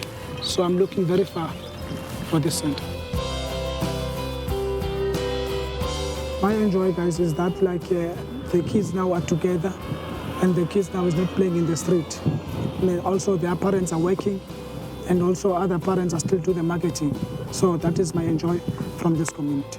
With everything which Tembelani Kunishe and just one volunteer have achieved, imagine what they could do with a little help.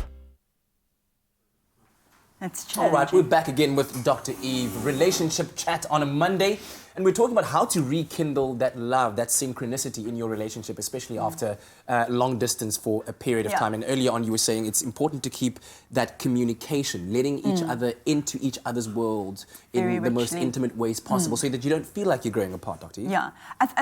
The thing that also you take for granted, but I'm going to say it, you have to have trust. You have to have an absolute boundary, or you have to sit down and have parameters around, this is what our boundaries are going to be, this is what our expectations of each other have to be. But completely right, Kat, you have to keep each other in the richness of the world that you're experiencing. Also, you have to visit each other to see, where am I living, what is my home environment, what are my friends, what is my work, who are my colleagues when we are separate from each other. You also have to, if you are somebody who've got children together and you're sharing children, you're sharing finances, those are things that have to be discussed on a daily basis, because when the person comes back home again, this person who's been left behind has had the full responsibility of single parenting and making all kinds of decisions. I mean, I work with this a lot. When people go onto oil rigs and they go away for 6 weeks and then they come back for 4 weeks and they go back away for 6 weeks again, they come back for 4 weeks. And they suddenly feel that they're excluded from their family environment. Sure. And how do I adjust to this? Because now, if it's a man who's gone, she has run the home, she's run the finances, she's run the children,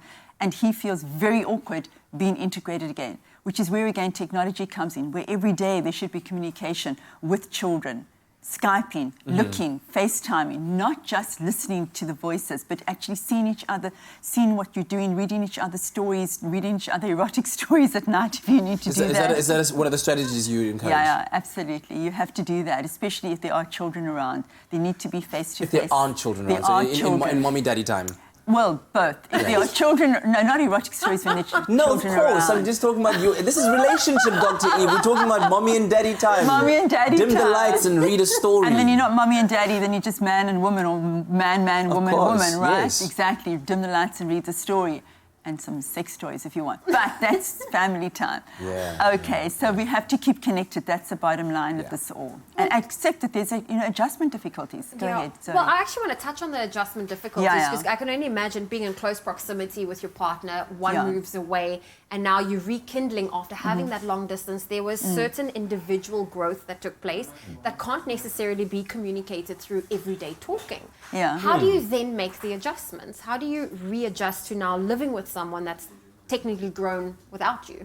I think that would have happened irrespective of. I think that if you're going to be a curious person in the world, you don't have to move to Dubai to actually realize that I'm a curious person. You want to move there because you are curious. And if you've got somebody who's kind of settled and doesn't have the same curiosity, even if you're living together, there's going to be that awareness at some point.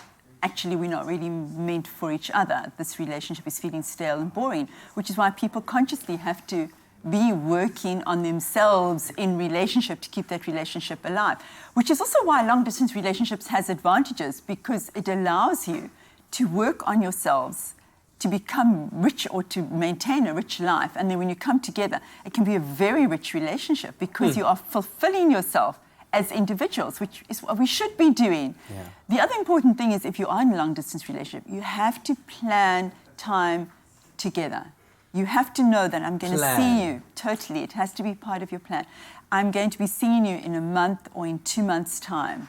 You also have to have a long-term vision of saying, we are going to be together long-term. Or in 5 years' time, we are working this way because we want to be living together eventually, or because we're working to make money so that we can create and buy a new home or build a home or have a child. There has to be a short-term vision of we're going to see each other soon, or a long-term vision of this is actually what we're planning towards.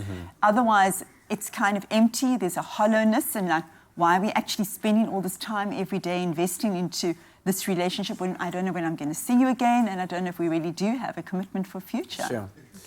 All right, so we're going to keep those lines open, 0214309881, and when we come back, we're going to talk about that big day when it arrives. Now, the long distance is now very short distance, and what are the kinds of conversations you need to have to make sure that it works? Oh, it's now face-to-face. I love that. So if this excites you, Fit Cook and Amagwinya, we've got Fit Cook and Amagwinya Day celebrations next week. But to set the scene, we've invited Mama Africa herself. The gorgeous Miriam is here to chat to me to set the scene. Well, I feel like Dr. Eva is dragging me throughout this entire thing because I'm in a long-distance relationship. I can't wait to hear more. That's still coming through. She's going to be here giving us some more tips on how to manifest and deal with that as it happens. Stick with us. You don't sound nervous at all.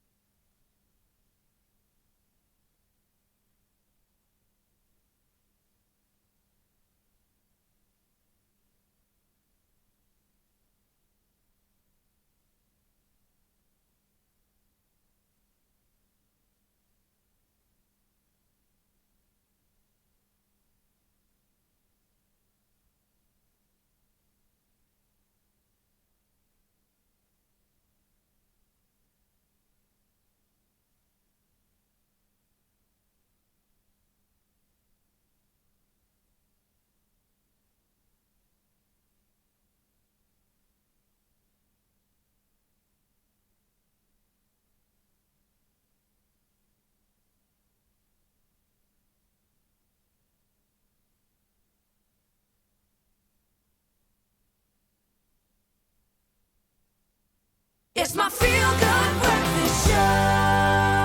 Welcome back to your Feel Good Breakfast Show. It's Expresso on SABC3, and it's Monday morning, which means it's time for Dr. Eve as we talk relationships. And this morning we're putting particular focus on when you were in a long-distance relationship and you've now moved back together. You rekindled, reunited.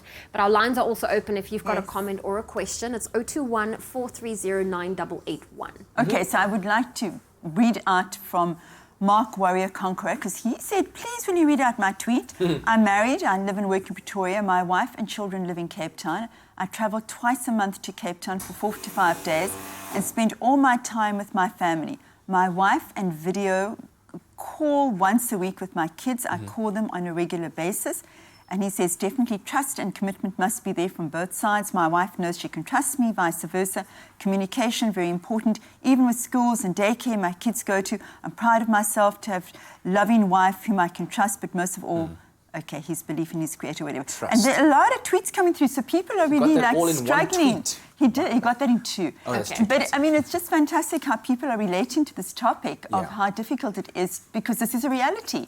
We are a mobile society and people want to improve themselves, and so that means having to move around as well. And like you said, like you read out there, trust, a very big important factor. Very important so factor. Now let's say the big day has arrived. Mark moves back home. Yeah, Mark moves back home. You've just come back from Dubai or from the oil rigs, and now you're officially together. Yes. And it's honeymoon all over again, because it's amazing to see each other now. It's chaos. It's amazing. It's chaos. It's love. It's not. It's chaos. What conversation do you need to have to make sure that you are on the same page? Yeah. We're on the same move, on the same boat. So the first thing that I would want is that people create a ritual of getting back together again, because they've probably spoken about what they're going to do, or maybe it's all about practical things around, you know, what's happening with the money, the children, and now they're actually face to face with each other. Now, under those circumstances, I mean, it depends. If it's an oil rig situation, he's on holiday for 4 weeks and she's still got to continue with her daily taking care, or her job, or taking care of the kids.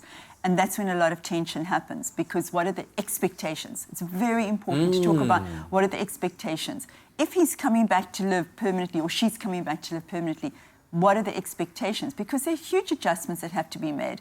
People develop their rituals, their daily routine, and suddenly you've got to now adjust to each other's daily routines again, whether it's timing, whether it's food, whether it's my role in this relationship, because he or she may have taken on the primary role. What do we do now? Okay. Well, Dr. Eve, we actually have a caller on the line, Anonymous. Good morning.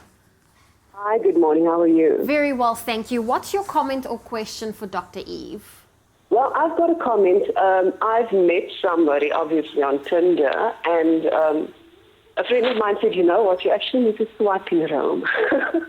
You need to? Swipe, yeah, and then we started chatting, and we've had like this relationship for nearly a full year. His wife is obviously deceased. I've met his son. We do video chat constantly, like regularly. But what I want to say is that the distance between us has taught me also to trust again and to believe in love again. Even though we've been having this long distance thing, there's also future plans, I can say. Okay.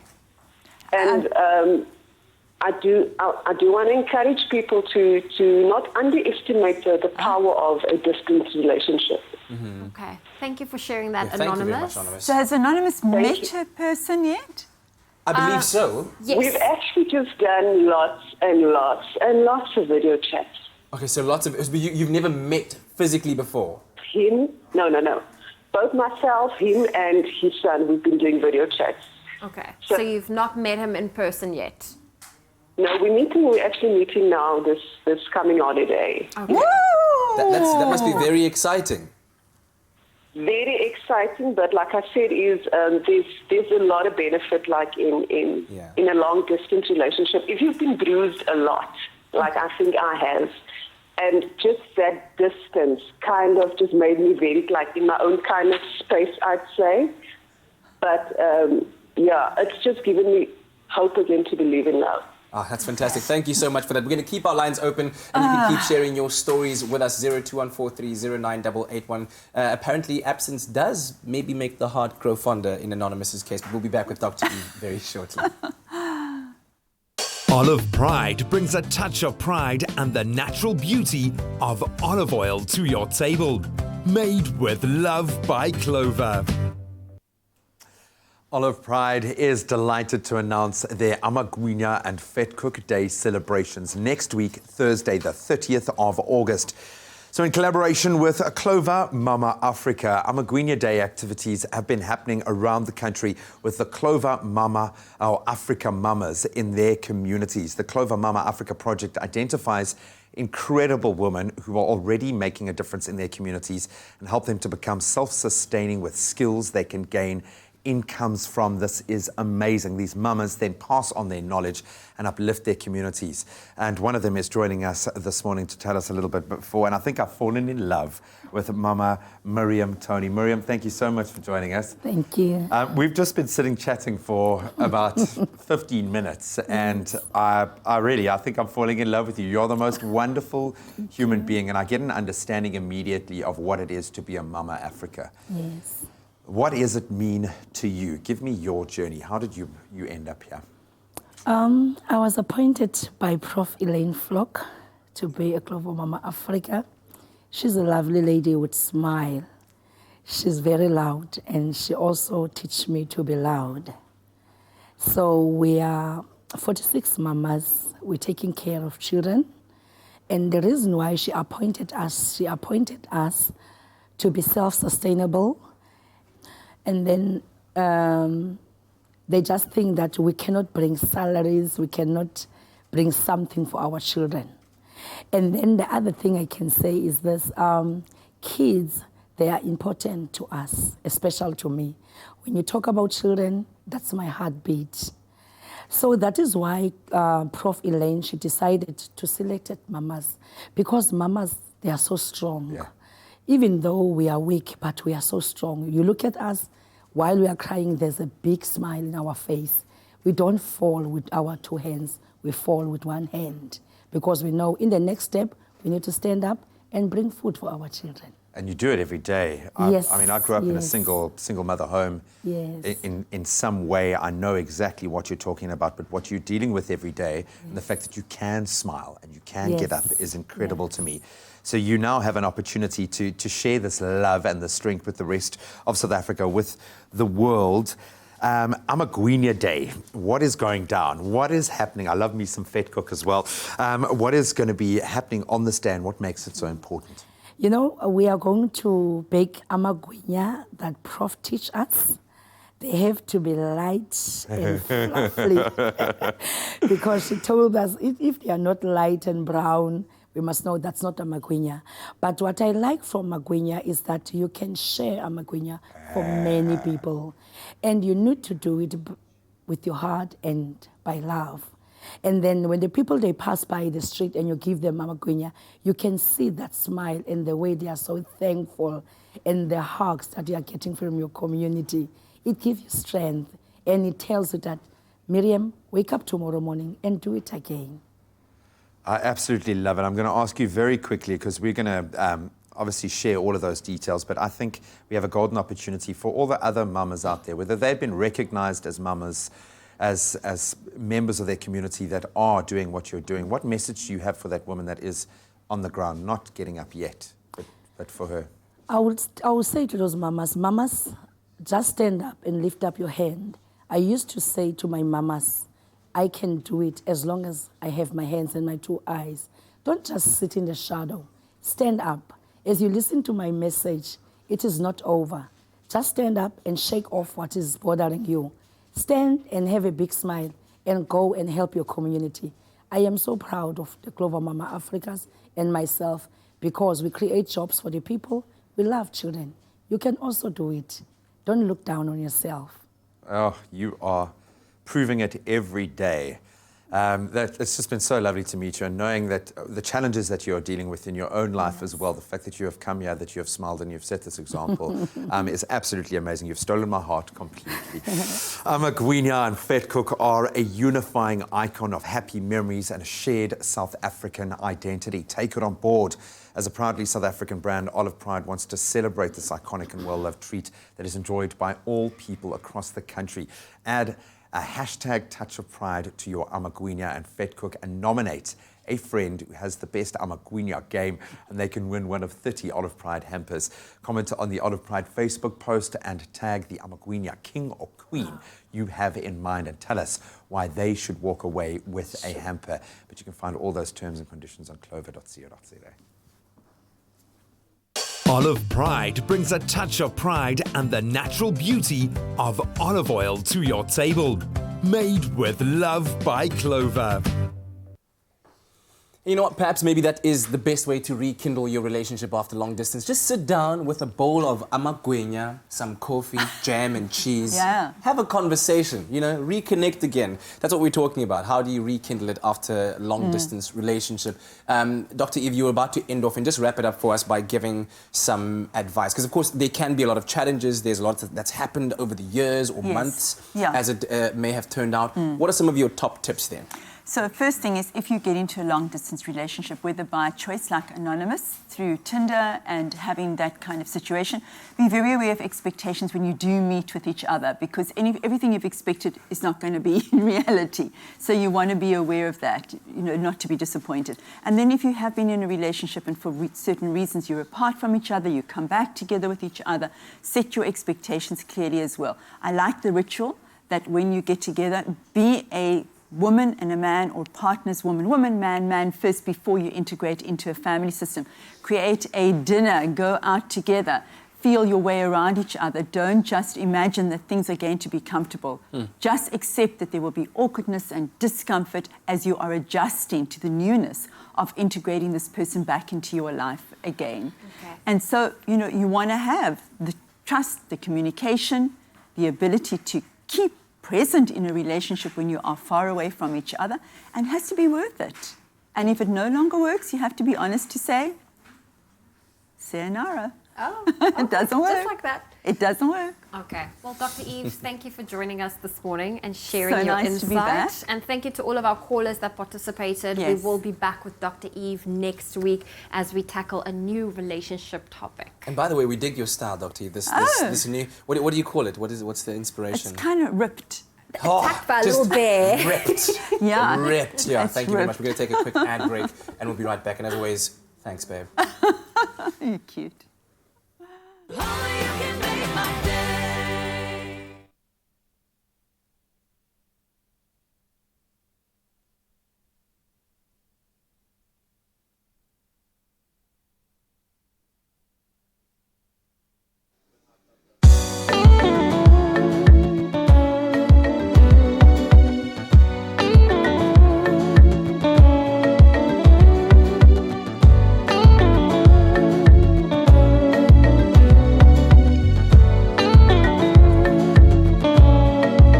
Believe me when I say I love you.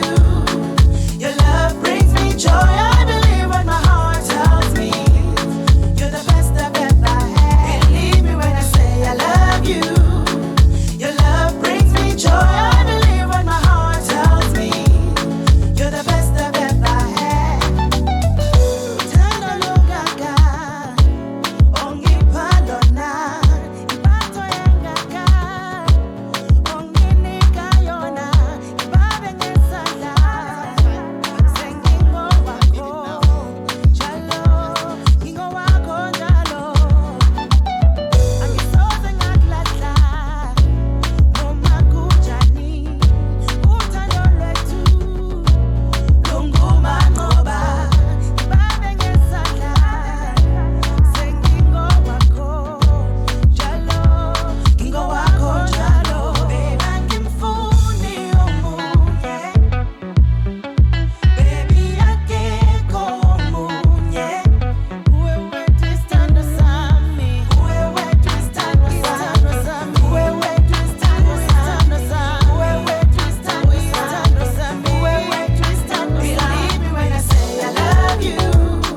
Your love brings me joy. I believe what my heart tells me. You're the best I've ever had. Believe me when I say I love you. Your love brings me joy. I believe what my heart tells me. You're the best I've ever had. Believe me when I say I love you. Your love brings me joy. I believe what my heart tells me. You're the best I've ever had. Believe me when I say I love you. Your love brings me joy. I believe what my heart tells me. You're the best I've ever had. Akekho munye, akekho munye, akekho munye, engimfunayo.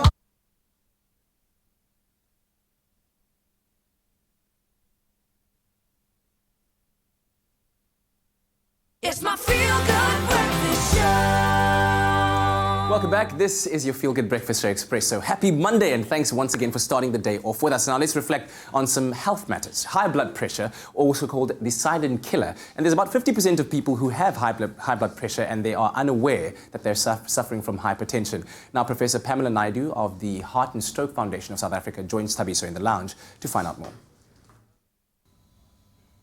Hypertension or high blood pressure affects an alarming number of South Africans, and when not treated correctly, it can increase the risk of heart disease and stroke. Making small lifestyle changes can steadily improve high blood pressure. And one of the things you can start doing today is including Jungle Lodge Tiger Oats to your diet. It's made from 100% whole grain pure oats. It's high in fiber, low in GI, and assists heart wellness.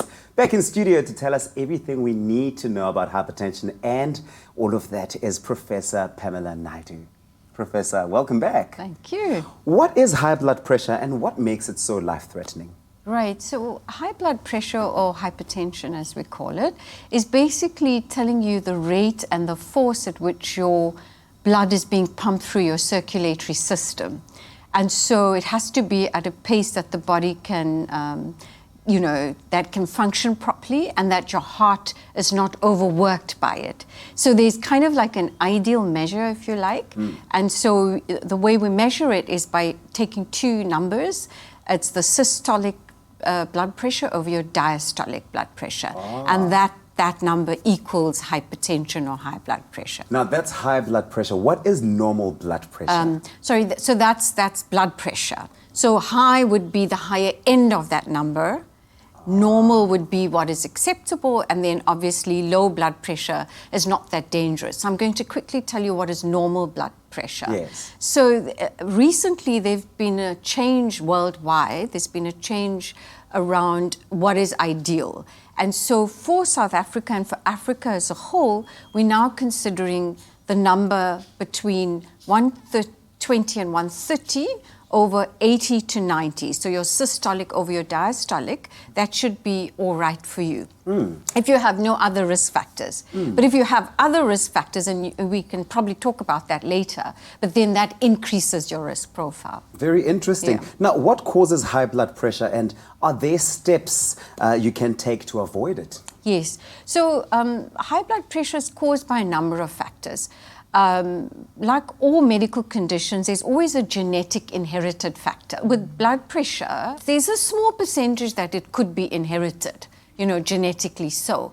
But actually, it's largely lifestyle. So if you have excessive salt, there's a lot of evidence to show the relationship between excessive salt intake in your diet on a daily basis and increased blood pressure. So your diet is extremely important. Hence, having a good breakfast, such as the one with jungle oats, would be quite a good complementary breakfast to have to complement your lifestyle. Yeah. And then obviously physical activity and less stress. So you need to also be able to control your day-to-day stresses, whether it be in the home environment or at work. Now, is high blood pressure gender and age specific, or is anyone at risk really? Well, actually, I would say that because the world has become so modernized that the stresses for men and women are almost the same nowadays, probably 20 to 30 or more years ago, you could say men were more at risk because, they were more exposed to, work and so on. Yes. But I would say now it's kind of equally so for men and women. However, having said that, I think it's more important to look at the age and phase as well. So, for example, women would be more at risk during the perimenopause, menopause, and postmenopausal stages of their lives. However, so that's one component. Yes. But if you're overweight and obese, that could increase your risk fourfold. Greatly. Yeah. Professor, thank you so much for joining us. We learn so much every day. Now, cutting out foods that are high in saturated fats and sodium is the first step you should take if you have high blood pressure. The second, switching to a diet that includes loads of whole grains, fruits, vegetables, and low-fat dairy products. Remember that small, gradual changes can make a big difference, not only to your overall health, but if you suffer from hypertension as well. South Africa's original oat champion now has a range of nutritious, delicious muesli. New Jungle Muesli, available in an exciting variety of flavors. Well, time for us to spend some time in the kitchen, and today we're learning how to prepare a lemon and ricotta gnocchi, which is a simple to make recipe, but also hearty, healthy, and filling, and of course flavorsome. It's perfect for a midweek comfort meal, and we're using this morning Be Well's canola lemon flavored oil, as it's the healthiest option with a bit of an added lemon zesty flavor.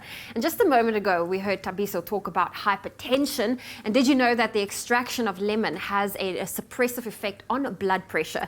It's also known to make blood vessels soft and flexible, lowering blood pressure, so certainly a healthy choice for this morning. Let's soften those blood vessels right now. So the first thing is we're learning is Gnocchi. Gnocchi. Gnocchi. You've got to say it with love.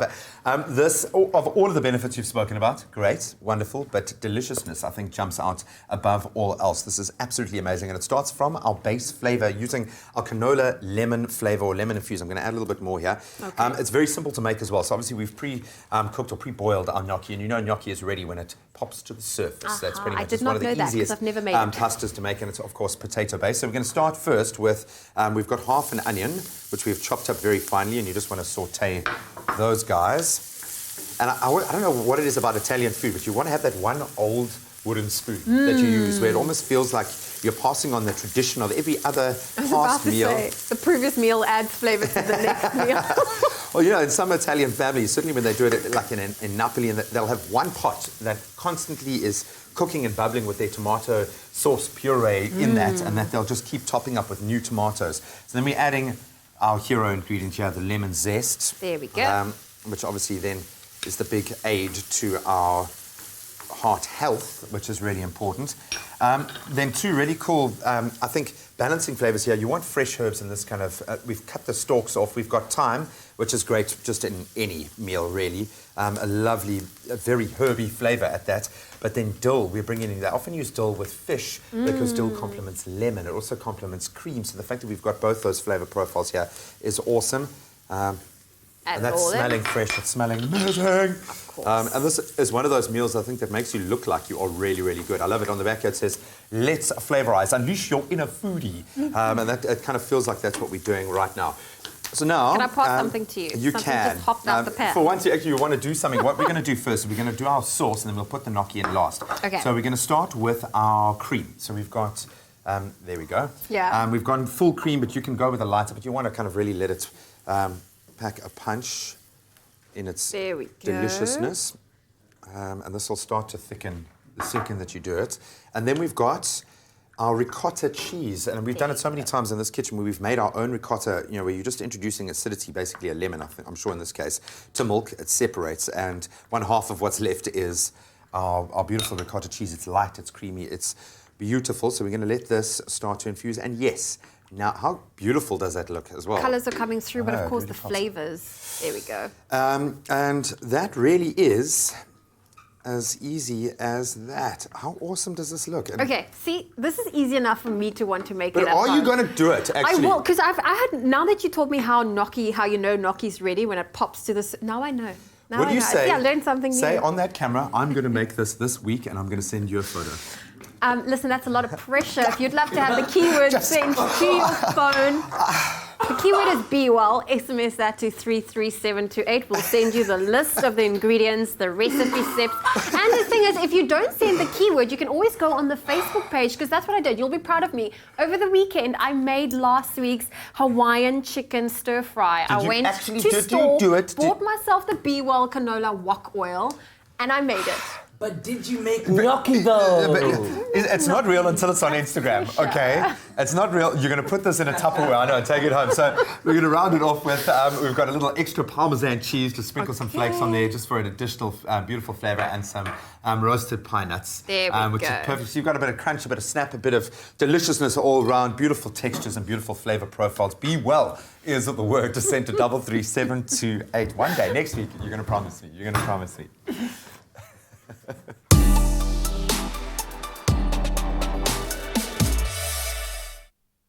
I was just saying now, it's when you call it gnocchi and not gnocchi, then we start doubting your skills. Yeah, you know no, what I mean? think it's a bit sketchy, that side. Anyway, right now, it's how to shine with Mac. Now, mold and mildew in the bathroom and around your house is not only unsightly, but it's also a health hazard. So we've joined forces with Mac Multipurpose Thick Bleach to explain what the difference is between mold and mildew and how to make sure that your home is family safe. Well, we're going to be giving you some tips, and the first one is just to make you understand the difference between mold and mildew. So essentially, mold is a type of fungus that is commonly found in the home. Mold growth has a musty smell, and it thrives in moist environments. It spreads very easily, and it penetrates various surfaces, which makes it very difficult to get rid of if left unattended, right?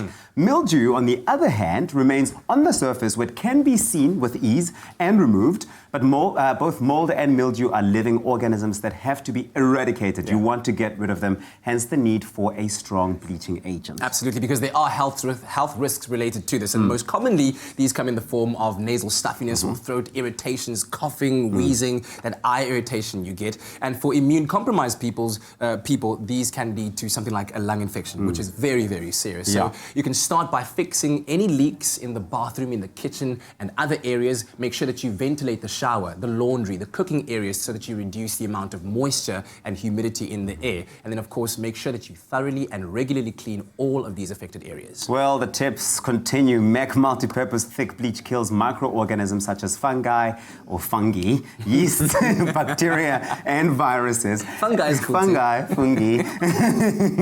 The surface fungus can be efficiently removed with either a neat application or dilution of MEC thick bleach in water. Now, what you do is you apply directly onto the mildew areas and you scrub with a bristle sponge or hard bristle brush to remove mildew from the affected areas. Now, the advice here is to wear rubber gloves and to work in a well-ventilated area because you want to be able to breathe. Exactly. Remove mildew regularly to prevent it becoming ingrained. Now, mold is harder to treat because it is often in difficult to reach areas. Now, the safest and best way to treat mold is to call in an experienced professional to assess the extent of the damage and then take the appropriate action. Yeah, and of course with Mac, you're all good because you can, of course, win a Mac hamper every week. We're making it possible for you to do that. So we want to say a big congratulations to Yolanda, who won the hamper last week. Yolanda, ladies!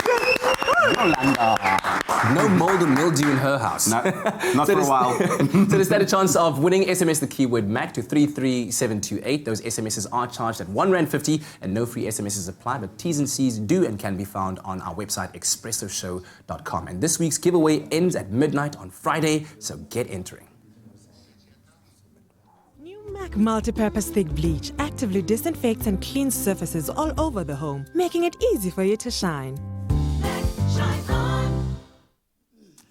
So now if I look a little more excited than usual, which is saying quite a lot, it's because I've just found out that the track that Infinix is about to drop live on your lounge floor, on our studio floor after the break, is an exclusive. It's a brand new release. It's not even available for download yet. It's, believe me, do I sound excited? I'm excited. It's going to be a banger. We'll see you after the break.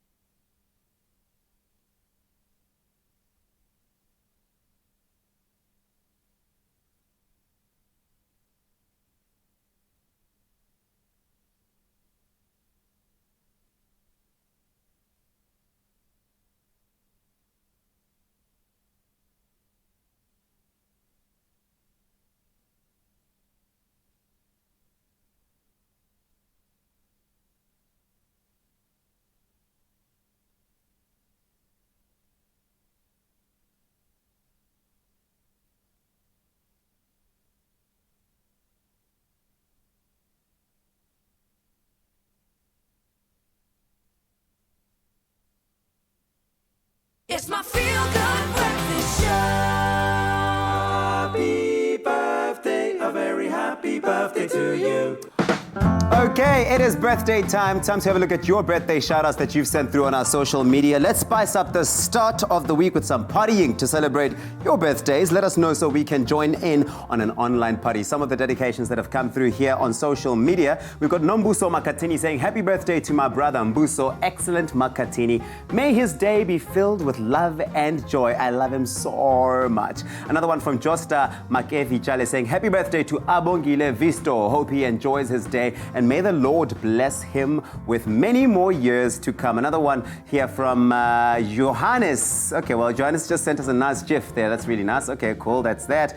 Also, Madi Hansen saying mine is on the 29th of August. We'll be sure to remember that for you, Madi. And we've got Kaukelo Penelope Kamoy saying it's my birthday today. Happy birthday to every single person that sent through their dedications. Continue to do so on our social media, our Facebook page, #The Expresso Show.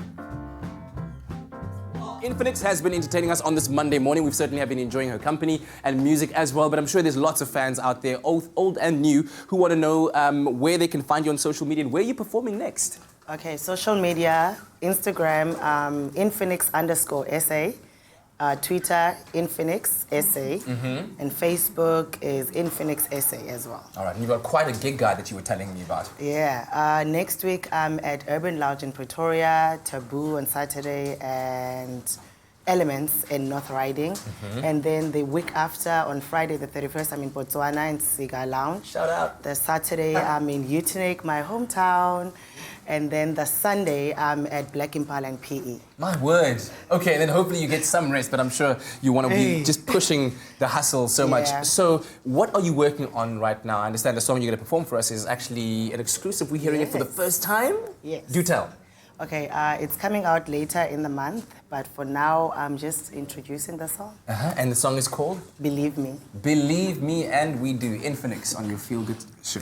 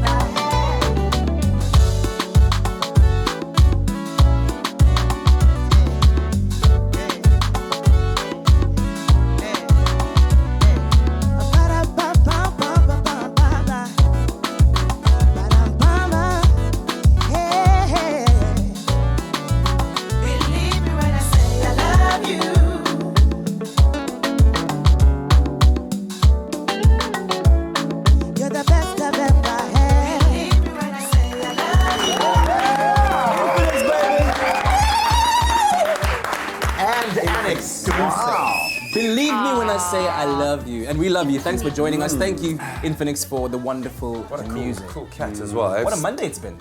Only on Monday. It's only Monday. Yay! Well, we're gonna kick it off on the same note. Tomorrow we've got Zakia Patel, one of my favourite human beings, one of the most talented actresses, certainly here in South Africa, and she's got a brand new series, The Docket. That's pretty cool. hardcore stuff, but she's gonna set the scene for us. Yeah, you know what's also happening tomorrow? Two powerhouses in the world of music in Loyiso Bala and Heinz Winkler will be taken to the stage to perform. I don't think I've ever actually seen them performing together before. I've never seen it either. This is two of the best voices in the biz, hey? Absolutely. You would know. Yeah. No, let's see it. Wait. That's going to be cool. And then, of course, it's also Medical Tuesday, and we're going to talk about going to your first gynecologist appointment. So, ladies, pay attention.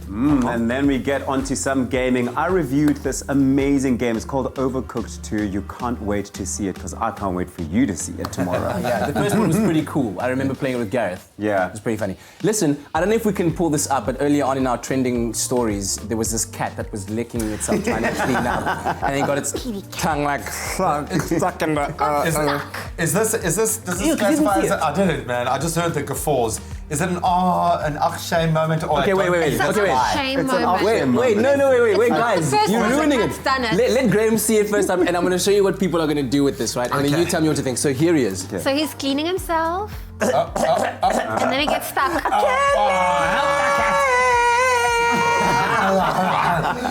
We gotta go, guys. Have a good Monday. Bye.